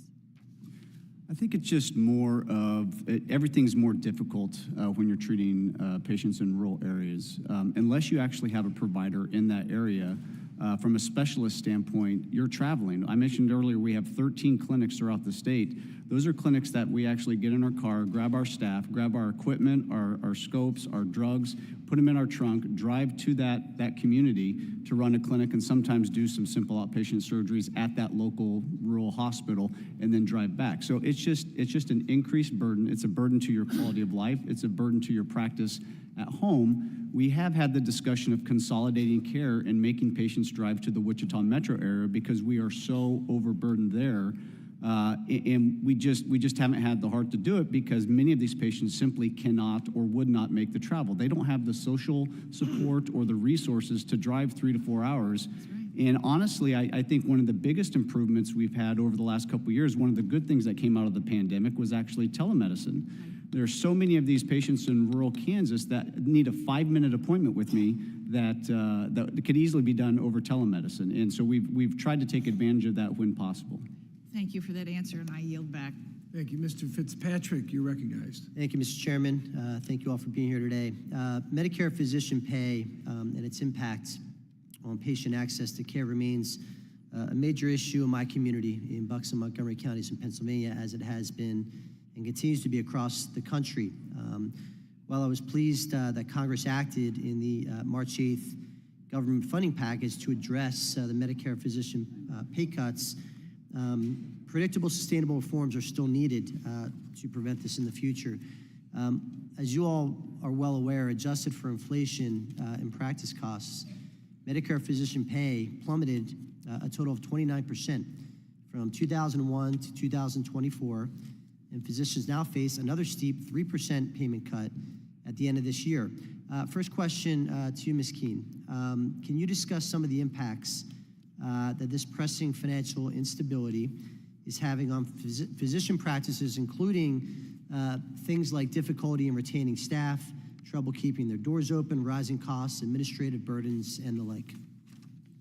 Thank you for the question. Yes, I mean, trying to retain our staff has been very, very difficult, and it's not just the hospitals that we're competing against. I'm competing against retail entities that can just simply raise their prices. We can't do that. And so that is probably the biggest thing that is the impact there. And yes, Congress, must act. Congress must act to avoid these cuts, and we all cheer that, it wasn't as bad as it could have been.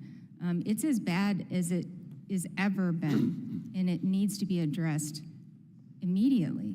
If this panel is trying to figure out how to protect private practices, that's the number one thing. There's nothing else after that. And have you seen a disparate impact in rural communities, underserved communities? Yeah, absolutely. I mean, the rural communities are impacted in a greater way. They are losing their doctors. And, just listening to the physicians here, I'm not a physician, but I'm an advocate for them. And when I hear these stories, it just breaks my heart. It shouldn't be like that. And it's because of these things that, we're talking about today that are getting in the way of taking care of patients, and for patients, or for doctors to even want to be doctors. We need help. Dr. Desai, you had stated in your testimony that since 2001, cost of operating a medical practice has increased by 47%. Could you explain how these operating costs have impacted your practice and others like yours, and how do you think Congress can address this? Congressman Fitzpatrick, thank you for the question. You're absolutely right. The cost of seeing patients and providing the care that these patients deserve and need is astronomically different from when I started in practice. When you look at the inflationary updates that Medicare hospitals and skilled nursing facilities get that physicians simply haven't been a part of and have been excluded from, it makes it incredibly difficult to see patients on a day-to-day basis. I can just give you an example.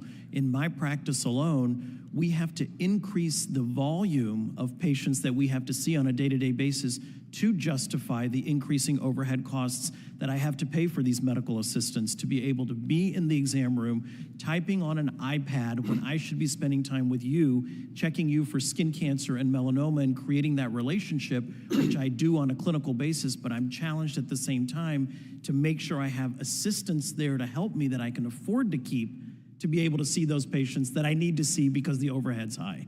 So it's an incredibly vicious cycle. And what concerns me the most is my job is to save lives from skin cancer, make people's skin disease better, keep people out of the hospital. It becomes incredibly challenging to do that when the day-to-day practice of medicine keeps it very hard to simply keep the lights on and to pay the bills to run the practice. Thank you, Dr. Desai. I just want to associate myself with the comments of Dr. Winstrip. The world needs the United States of America, and the only way we can be there for America and the world is if we're healthy. And the only way we can be healthy is if the doctor-patient relationship is healthy as well. And the more, the criticism that I've always shared with my colleagues about the CFR, it's a cumulative registry. We always add to it. We never address what's redundant, what's duplicative, and what is actually outcome determinative in the opposite effect, the opposite direction of what the intended purpose of that regulation was. So I'm hopeful that we're gonna continue to work together on this committee to address the redundancies. We talked about several of them here.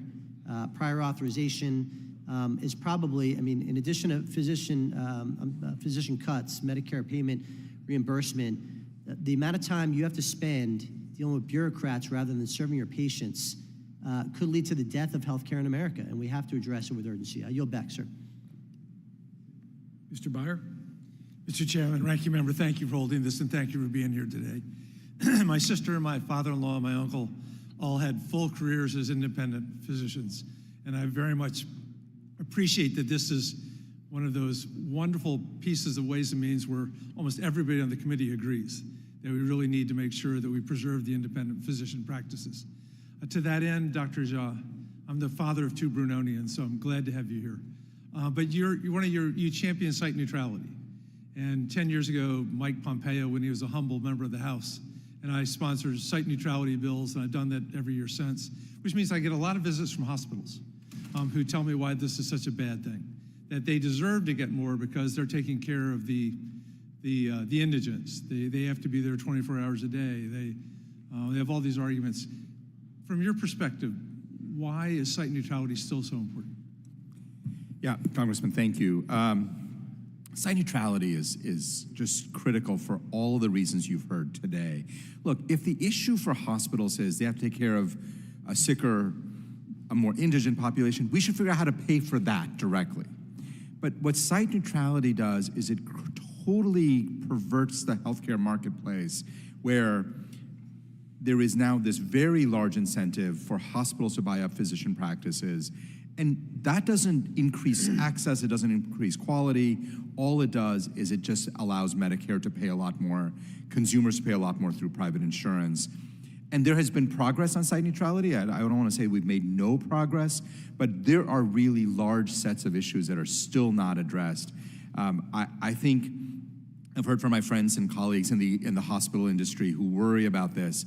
You know, we have a long history of American health policy of doing X to solve Y. If the problem is that hospitals are not getting paid enough for certain things, let's pay them more to do those certain things. Let's not have a policy that totally perverts the marketplace. I think that is not the solution. And it is creating, I mean, if you think about where private physicians have been largely getting bought out, it's largely been hospitals. Yes, private equity more recently. Yes, MA is a huge part of the problem. But it's hospitals that have been buying out practices because of a government policy that we can reverse. By the way, that was exactly my family's experience. My father-in-law retired, turned the practice over to his younger colleague, who 2 years later sold it to the hospital because he had to. So, Dr. Gholson, we really appreciate all the challenges that you and your practice have faced. You talked about, I mean, quote, 50% of your time in a cumbersome administrative tasks. We spent a lot of time up here on AI, and one of the things that seems to be exciting is ambient clinical documentation. Can you use that? Is it affordable for a practice in Mississippi? Would that change your life much? So yeah, I use AI now to help create patient education materials. It saves time. I do have to review them. I'm really looking forward to seeing what AI does in the documentation arena, because we spend a lot of our time documenting. So I think there's some promise with AI. I also am concerned on the flip side of what insurers are going to do with AI that may be detrimental. So I think it needs to have some guardrails. Yeah. Every doctor I know is terrified of a machine algorithm making a decision about what patient care is. Ms. Kean, you're not a big fan of the way we do EHRs. How would you fix the electronic health record system? Ooh, boy, that's a big question. You know, I think that interoperability is probably the biggest thing, and that is, you know, every single one of us, when you come to our practice, we're going to ask you the same questions. Why do we have to keep asking those questions over and over again? Isn't there a way that we can communicate so that, you know, if the first physician asks those questions, it can be passed through to all of us? We need help with that. It doesn't seem like it's happening. We do get medical records from other providers, and it does come in automatically, but in order to actually figure out what the care happened, you have to go through all of the MIPS check boxes of everything that somebody has asked the questions about that does not provide any real information to the doctor that needs to treat the patient. We need to know what that other doctor had to say and what they're sending to us for and how we're going to be able to evaluate that and then get that information back to them. The rest of the information that we're being asked is really for the record from a billing perspective, and that's it. I know the Veterans Affairs Department and the Department of Defense are trying to work hard just to make veterans and active duty military EHRs work together. And it's been a huge and problematic problem. All right, thank you, Mr. Chairman. I yield back. Ms. Tenney, you're recognized. Thank you, Mr. Chairman, and thank you to the witnesses and for your expert testimony. I also really appreciate the insight that we receive on this committee from some of our doctors, Dr. Wenstrup, also Dr. Murphy, and also Dr. Ferguson, who serves on the main committee. And I have also served on numerous hospital boards, nursing home boards, and we've seen this shift away from the doctor-patient relationship that we were all concerned about happening if we try to centralize and federalize our system, our healthcare system. I'm a practicing attorney. We see a similar thing happening in our legal field, where the bureaucrats decide what legal questions are answered. The bureaucrats decide what decisions judges make. My dad was also a judge. But I want to just touch on a couple of things. But I first want to ask all of you, because we've talked about these issues in getting more doctors, better doctors, getting more interested in getting into the healthcare system.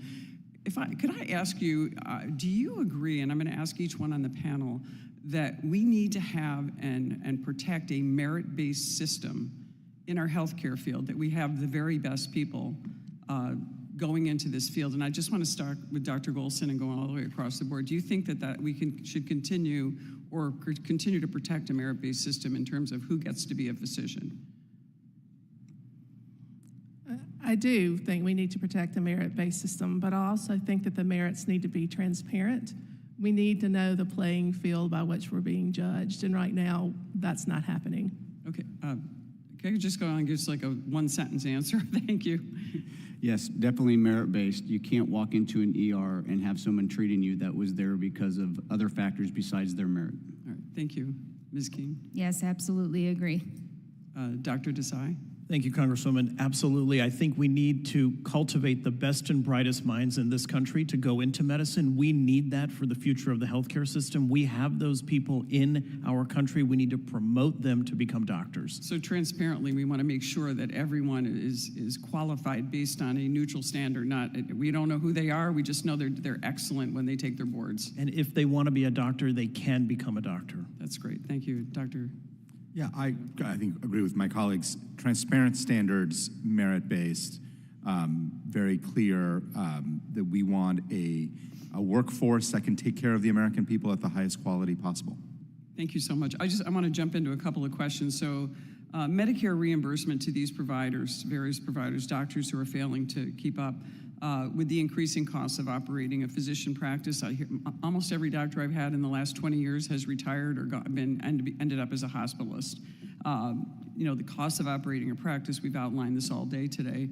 Medicare beneficiaries in my underserved area, Dr. Gholson, I have towns in my district that have a stop sign, not even a stoplight. And we have a dire physician need in upstate New York, way up in the rural areas. So these are huge problems. And the 2023 Medicare Trustees report identified ongoing reimbursement gaps as a threat to long-term access to physicians for Medicare beneficiaries. I wanted to ask you, to what extent has the growing gap between the operational costs of independent physician practices and Medicare's actual payment affected the viability of practices, and how has it impacted patient access in rural areas? And I want to ask Dr. Gholson that, and also Dr. Richardson, if you could just comment. We are struggling to get any kind of MD in federally funded healthcare spaces in entire counties in my district. If you could just say. Yeah, so it impacts it tremendously. Every January, I hold my breath waiting for the fix. In the meantime, I'm having discussions with my office manager of what staff I'm going to reduce hours or let go, which is going to impact the access that my patients have to me. And Dr. Richardson? Yeah, I think I mentioned earlier that our employee overhead has gone up 30% in the last year, and that's not the only sector within our business that we're paying more for. So I would venture to say Medicare Advantage plans actually decrease access because, at least where I am, most of the specialists try not to participate in them. The patients are always coming in saying, well, I'm trying to find an insurance plan that my doctor accepts, and those Medicare Advantage or disadvantage plans, whatever you want to call them, are actually decreasing access in my area. Well, let me ask you, outside of congressional intervention, to update the physician fee schedule, what else can we do? What kind of targeted reforms can we do generally to the practice of medicine to create a stable, predictable fee schedule that you can rely on, and not knowing, year end to the changes? What can we do? And I only have a few seconds left, but if you could jump in. It's got to be tied to just the cost of taking care of patients. As long as we're taking care of and we're able to keep a business open to take care of the patients, whatever that fee schedule What can we is. do in Congress? I mean, we would love to be able to give you better access to that care and better access to a reliable, stable, predictable fee schedule. Well, mark the index to the MEI. The updates need to be, I think, indexed to the MEI to adjust for the cost of business. Great, thank you so much. I thank you all for your great testimony, and I yield back. Mr. Moore, you recognized. Thank you, Chairman Buchanan. Thanks for holding this important health subcommittee hearing today on the challenges facing independent physician practices, and your expertise is very much appreciated today. Thank you, witnesses. A contributing factor to the collapse of private practice are maybe well-meaning but overly burdensome reporting and administrative requirements placed on physicians, such as the Merit-Based Incentive Payment System, or MIPS.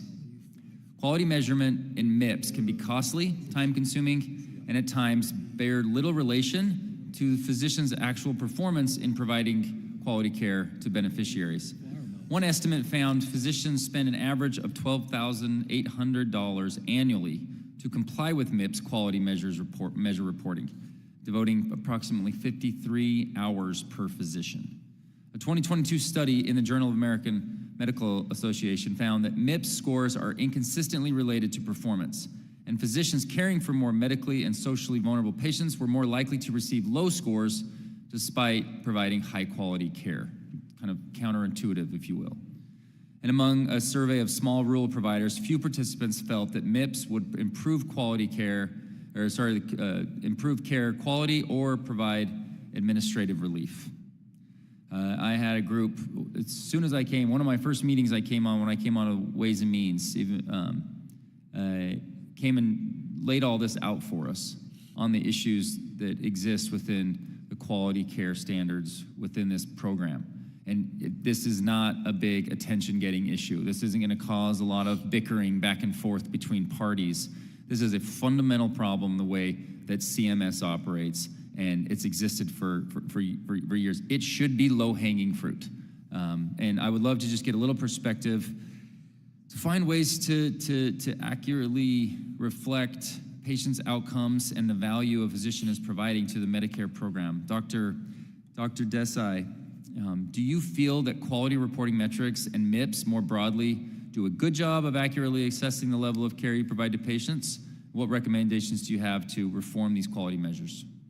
Congressman Moore, thank you very much for that very pertinent and valuable question, and I appreciate you bringing up the challenges of reporting burdens, because reporting is burdensome. MIPS has not shown to help make care better as a well-rounded outcome for patients. I can tell you from my experience, the art of that office visit, the 20 minutes that I want to spend with you talking about your skin disease, some of that goes into clicking buttons on an iPad that have nothing to do with what you're there to see me for. For example, if you're coming in to see me to take care of a melanoma, which is a deadly skin cancer, half of the things that I have to report in your chart that day have nothing to do with your medical history related to your skin cancer. We know that MIPS has caused challenges, and I'll give you one example. There was a study that actually showed doctors who took care of patients from a higher social risk perspective ended up with lower MIPS scores and actually got decreased reimbursement, even though they're taking care of patients who are much more at risk and have much more complex medical illnesses. So we've got to fix MIPS. It hasn't improved anything. And what's challenging is CMS is now going into the next phase of MIPS value pathways and other systems, which are seemingly supposed to improve that process and have already, prior to implementation, posed major challenges. So again, counterintuitive. Dr. Richardson and Dr. Jha, I saw you nodding as well. Anything to quickly add to that?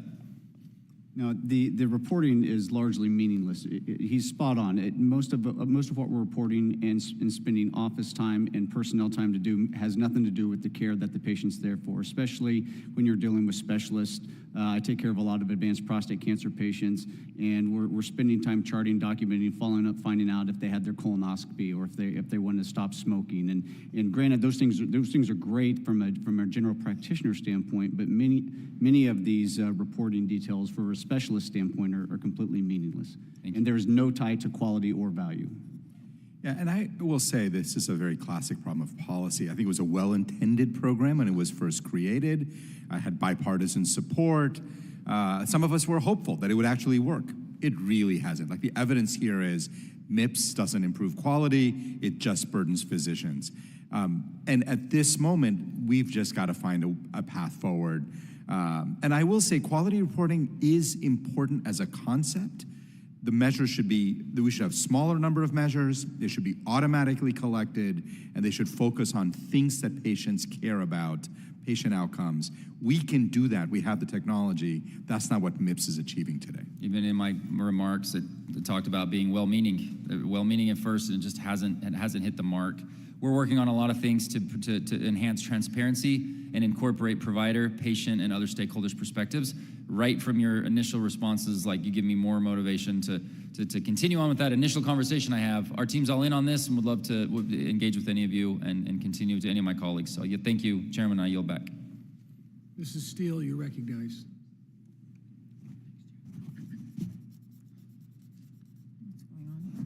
Thank you, Mr. Chairman.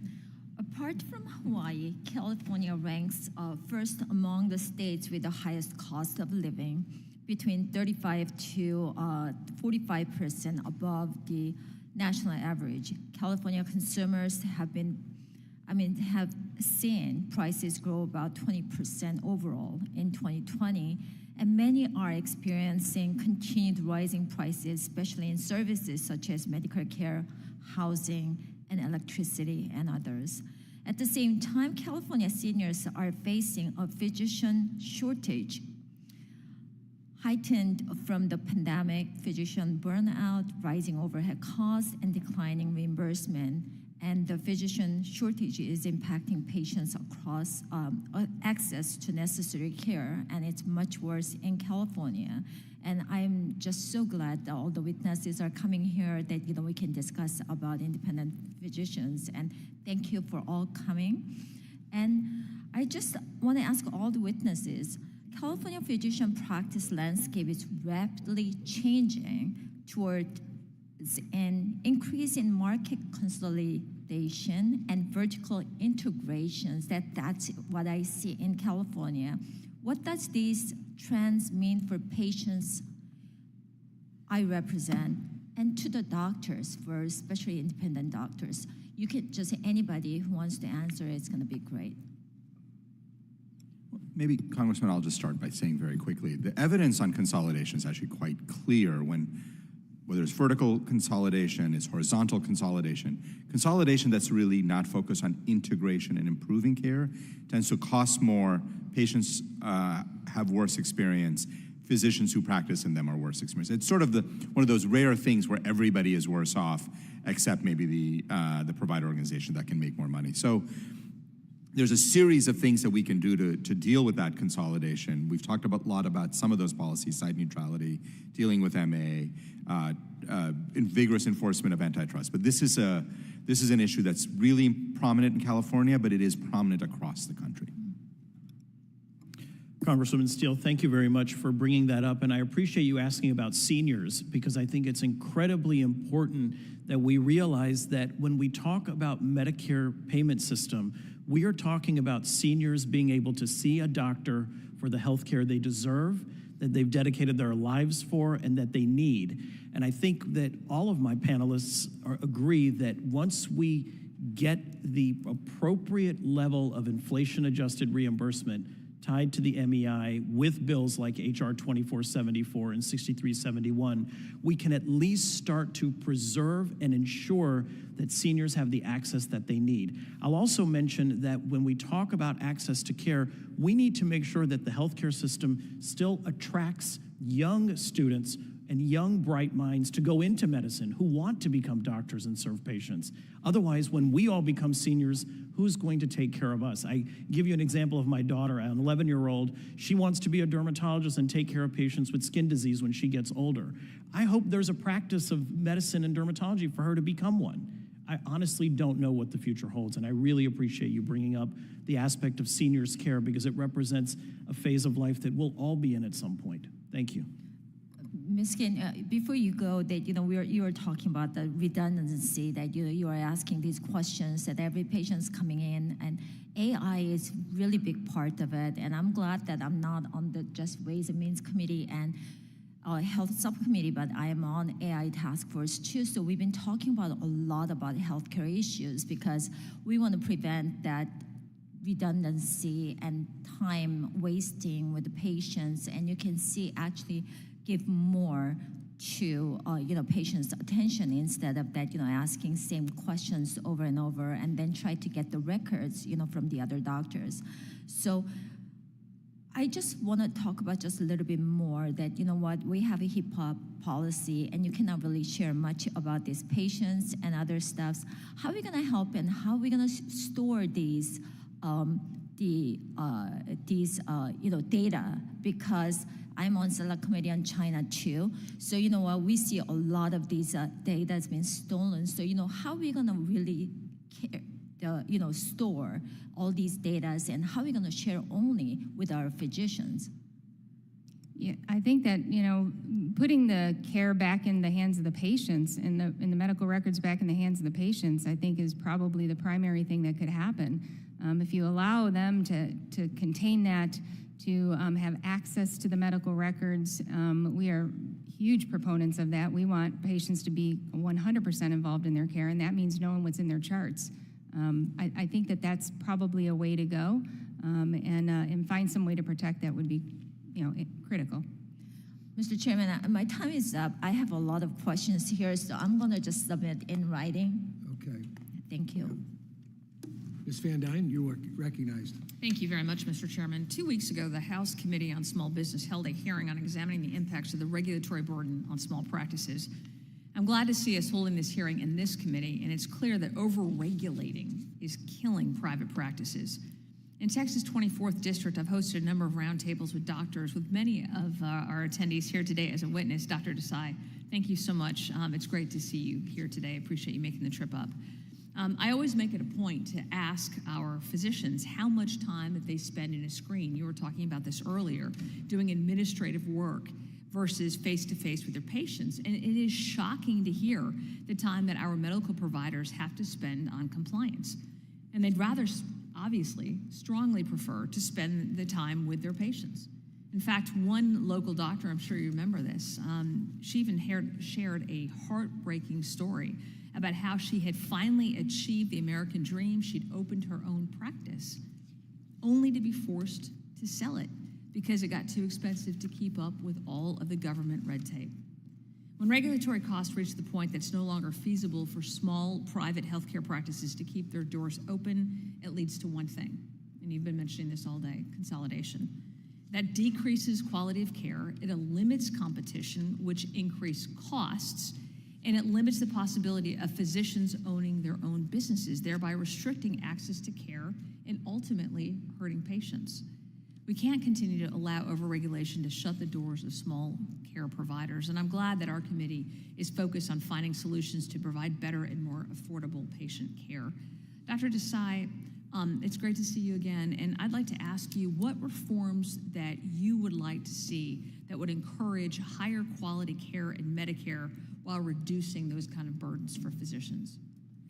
Congresswoman Van Dyne, it's great to see you as well, and thank you in particular for your leadership and all of the work that you're doing in this space along with the subcommittee and the committee. I think you hit the nail on the head. I think the fact that we're here in a meeting talking about physicians not being able to dedicate their time to serving the patient's needs because they're too busy filling out paperwork, clicking buttons on a phone call, hiring dedicated employees that are full-time equivalents with full salaries simply to do burdensome paperwork like prior authorizations like we talked about is the problem. I think we've got to make sure that we as physicians get reimbursed for the care that we are providing. And I think the important message here is, with all of your leadership on bills like HR 2474 and 6371, we can at least start to make sure that those of us in private practice, those in academic practice, those in large groups, this is all across the entire healthcare spectrum, can continue to practice and see those patients and keep the doors open. I'll give you one quick example. I had a patient with severe eczema, which typically is something that we treat on a very common daily basis. Itchy red rash over the body. I can get that better pretty quickly. This patient, a young law student, an SMU law student, ended up in the ICU in the hospital with total body erythroderma. Just picture a full body burn. The reason she ended up in the hospital, 21-year-old law student, a highly functioning, bright young lady, ended up in the hospital because of the fact that the insurance company would not prescribe her the biologic medication that would get her clear in 2 to 3 doses because they wanted her to fail a cream for a rash that covers 80% of her body. That's crazy. She was in the hospital in the ICU, almost died, and now is recovering from that. So Thank you for sharing that. Thank you. You know, we've heard many of the Democrats that have labeled private equity as a villain. And I've heard from a significant number of physicians that they're starting to look into private equity as an investment so they don't have to consolidate. What are the positive impacts of private equity investment in medical practices? I think when we talk about competition, I think competition is a good thing. I think access is a good thing. I think when you have only 1 or 2 players in town, if you will, that's a problem. Everyone in this room is a patient at some point in their life. We want to be able to pick the doctor that we like, that we believe in their credentials, that we connect with, that we can have a rapport with. If you've only got 2 to choose from, that's going to limit your options. And I think when we encourage competition broadly in the best interest of the highest quality patient care, that's where we need to land. And you're seeing private equity as something that actually helps increase the competition within those markets as opposed to decrease. Well, I think I would frame it in the way that not all private equity is bad. Not every academic medical center is great. Not every hospital system is great. I think we can't label a one-size-fits-all approach. I think we have to be open-minded to make sure, hey, if you're a doctor in this practice model and you can deliver exceptional care, then you're doing a great job. Excellent. Thank you. I yield back. Mr. Esses, you're recognized. Well, thank you, Mr. Chairman, and thank you for allowing me to wave on to the Health Subcommittee, which I'm not currently a member of. And thank you to all the witnesses who spent a lot of your time today talking about issues that are important to you, but also important to us. I want to particularly welcome Dr. Richardson to our committee, who's from Wichita, and I've been to their facility there, and appreciate the opportunity to see the day-to-day activities. As you noted, Dr. Richardson, your practice doesn't just serve patients in Wichita, but across the state of Kansas and into Oklahoma. And also, across the country, physicians like you are serving rural Americans, providing quality health care in parts of our country that are too small to support specialists on their own. Unfortunately, we're seeing bureaucratic red tape, lower reimbursement rates, rising prices are all weighing heavily on your independent physician practices, and we're seeing those private practices close or consolidate as a result. Mr. Chairman, I have a letter that Dr. Winstrup gave me from a primary care physician who talked about being an independent physician versus being a hospital employee, and I'd like to submit that for the record. And without objection. Thank you. As I've spoken with patients and physicians and support staff throughout Kansas, consolidating or closing practices is not helping Kansans receive more or better quality care. With fewer and fewer doctors and nurses in private practice, patients are seeing increased costs and in some cases worse outcomes. The Kellogg School of Management notes that prices increased 14% when a private practice is acquired by a hospital, and National Opinion Research Center survey found that 45% of physicians report deteriorating patient provider relationships after consolidation. These increased costs and diminished outcomes are not the recipe for a healthy society, and our committee must prioritize solutions that preserve the vital role of private practices. Dr. Richardson, I'm especially intrigued by your practice because you've been able to stay independent while serving more than 1 million patients throughout rural parts of our state. In your testimony, you highlighted the fact that Wichita Urology has managed to remain independent, in part because of the shortage of urologists in Kansas. Unfortunately, urology is far from the only specialty with a physician shortage in Kansas, which, as you know, often impacts most importantly the rural parts of our state. Can you elaborate on how your private practice is still open to serve these rural areas and how that is not often an option for physician groups that have been acquired? Yes, thank you. Thank you for being here, and nice to see you.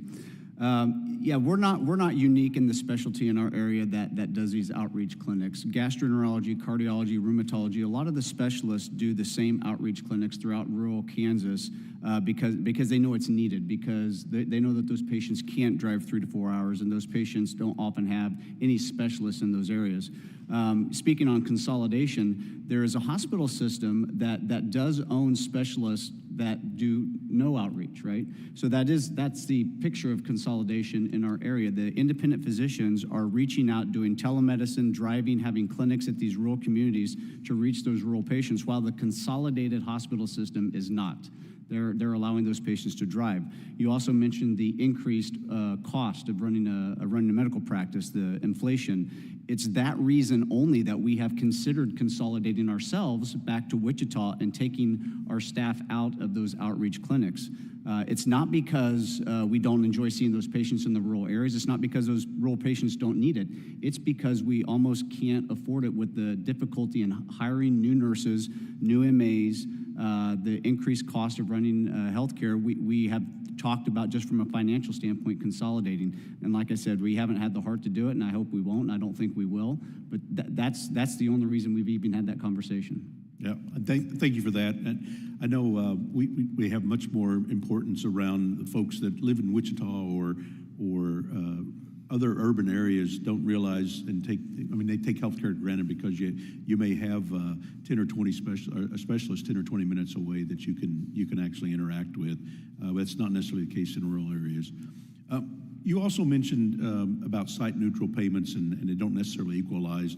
Can you provide further details on how policies could be managed without necessarily reducing payments to hospitals?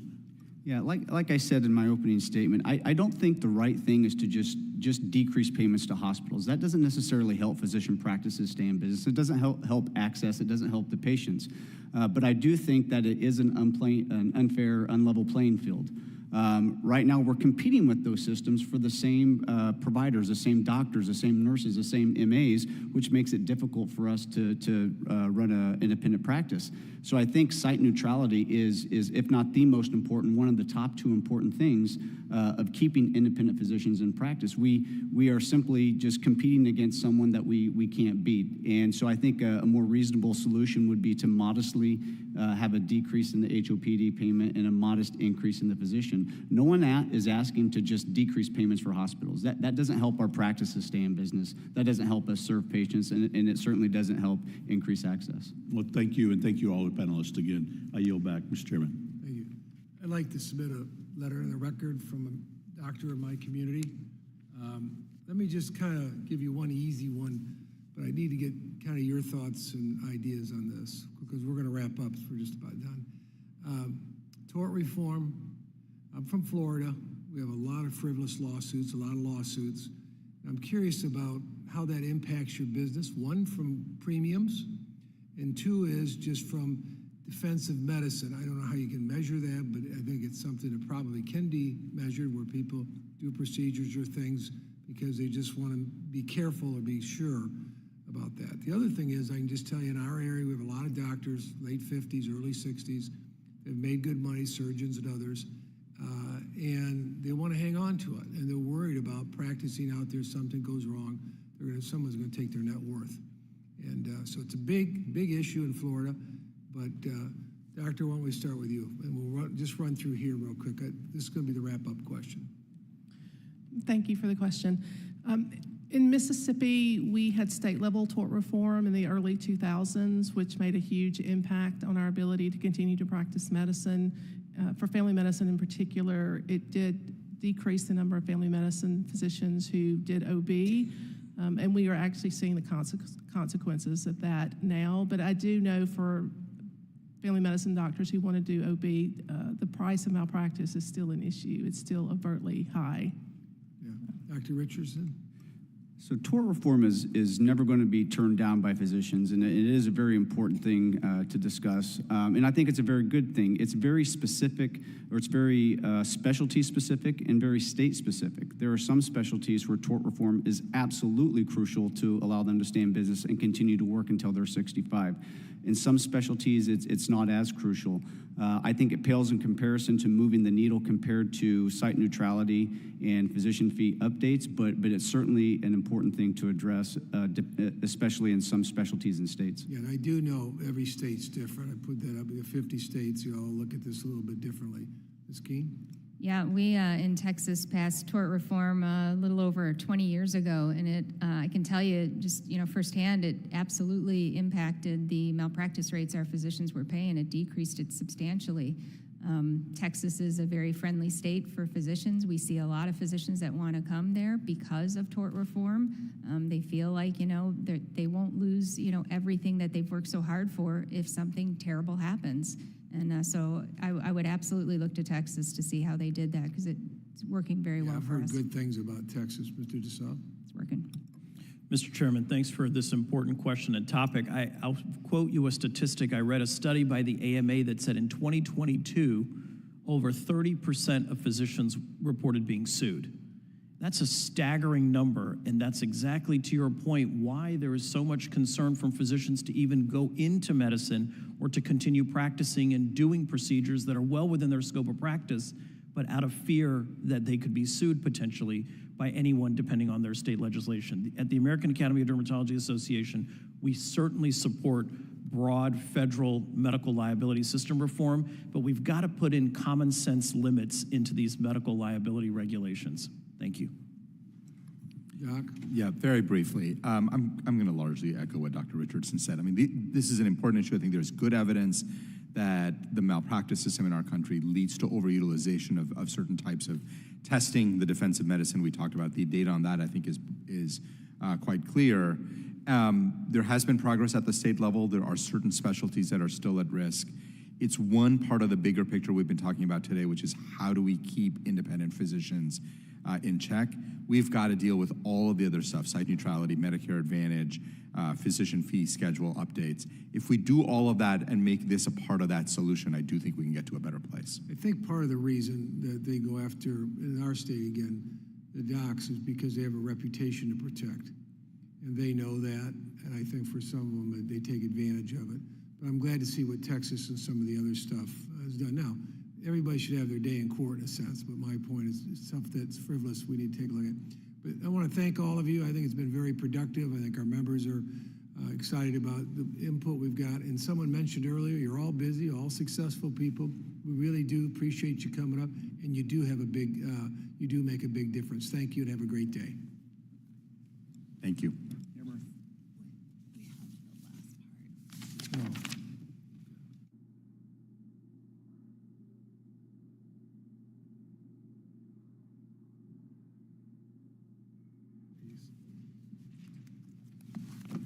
Now that you said it, I remember. Should I put it on the record? Again, let me just add one thing. I'd like to thank our witnesses for appearing before us today. Please be advised that members have 2 weeks to submit written questions to the answers later in writing. Those questions and your answers will be made part of the formal hearing record. With that, the subcommittee stands adjourned.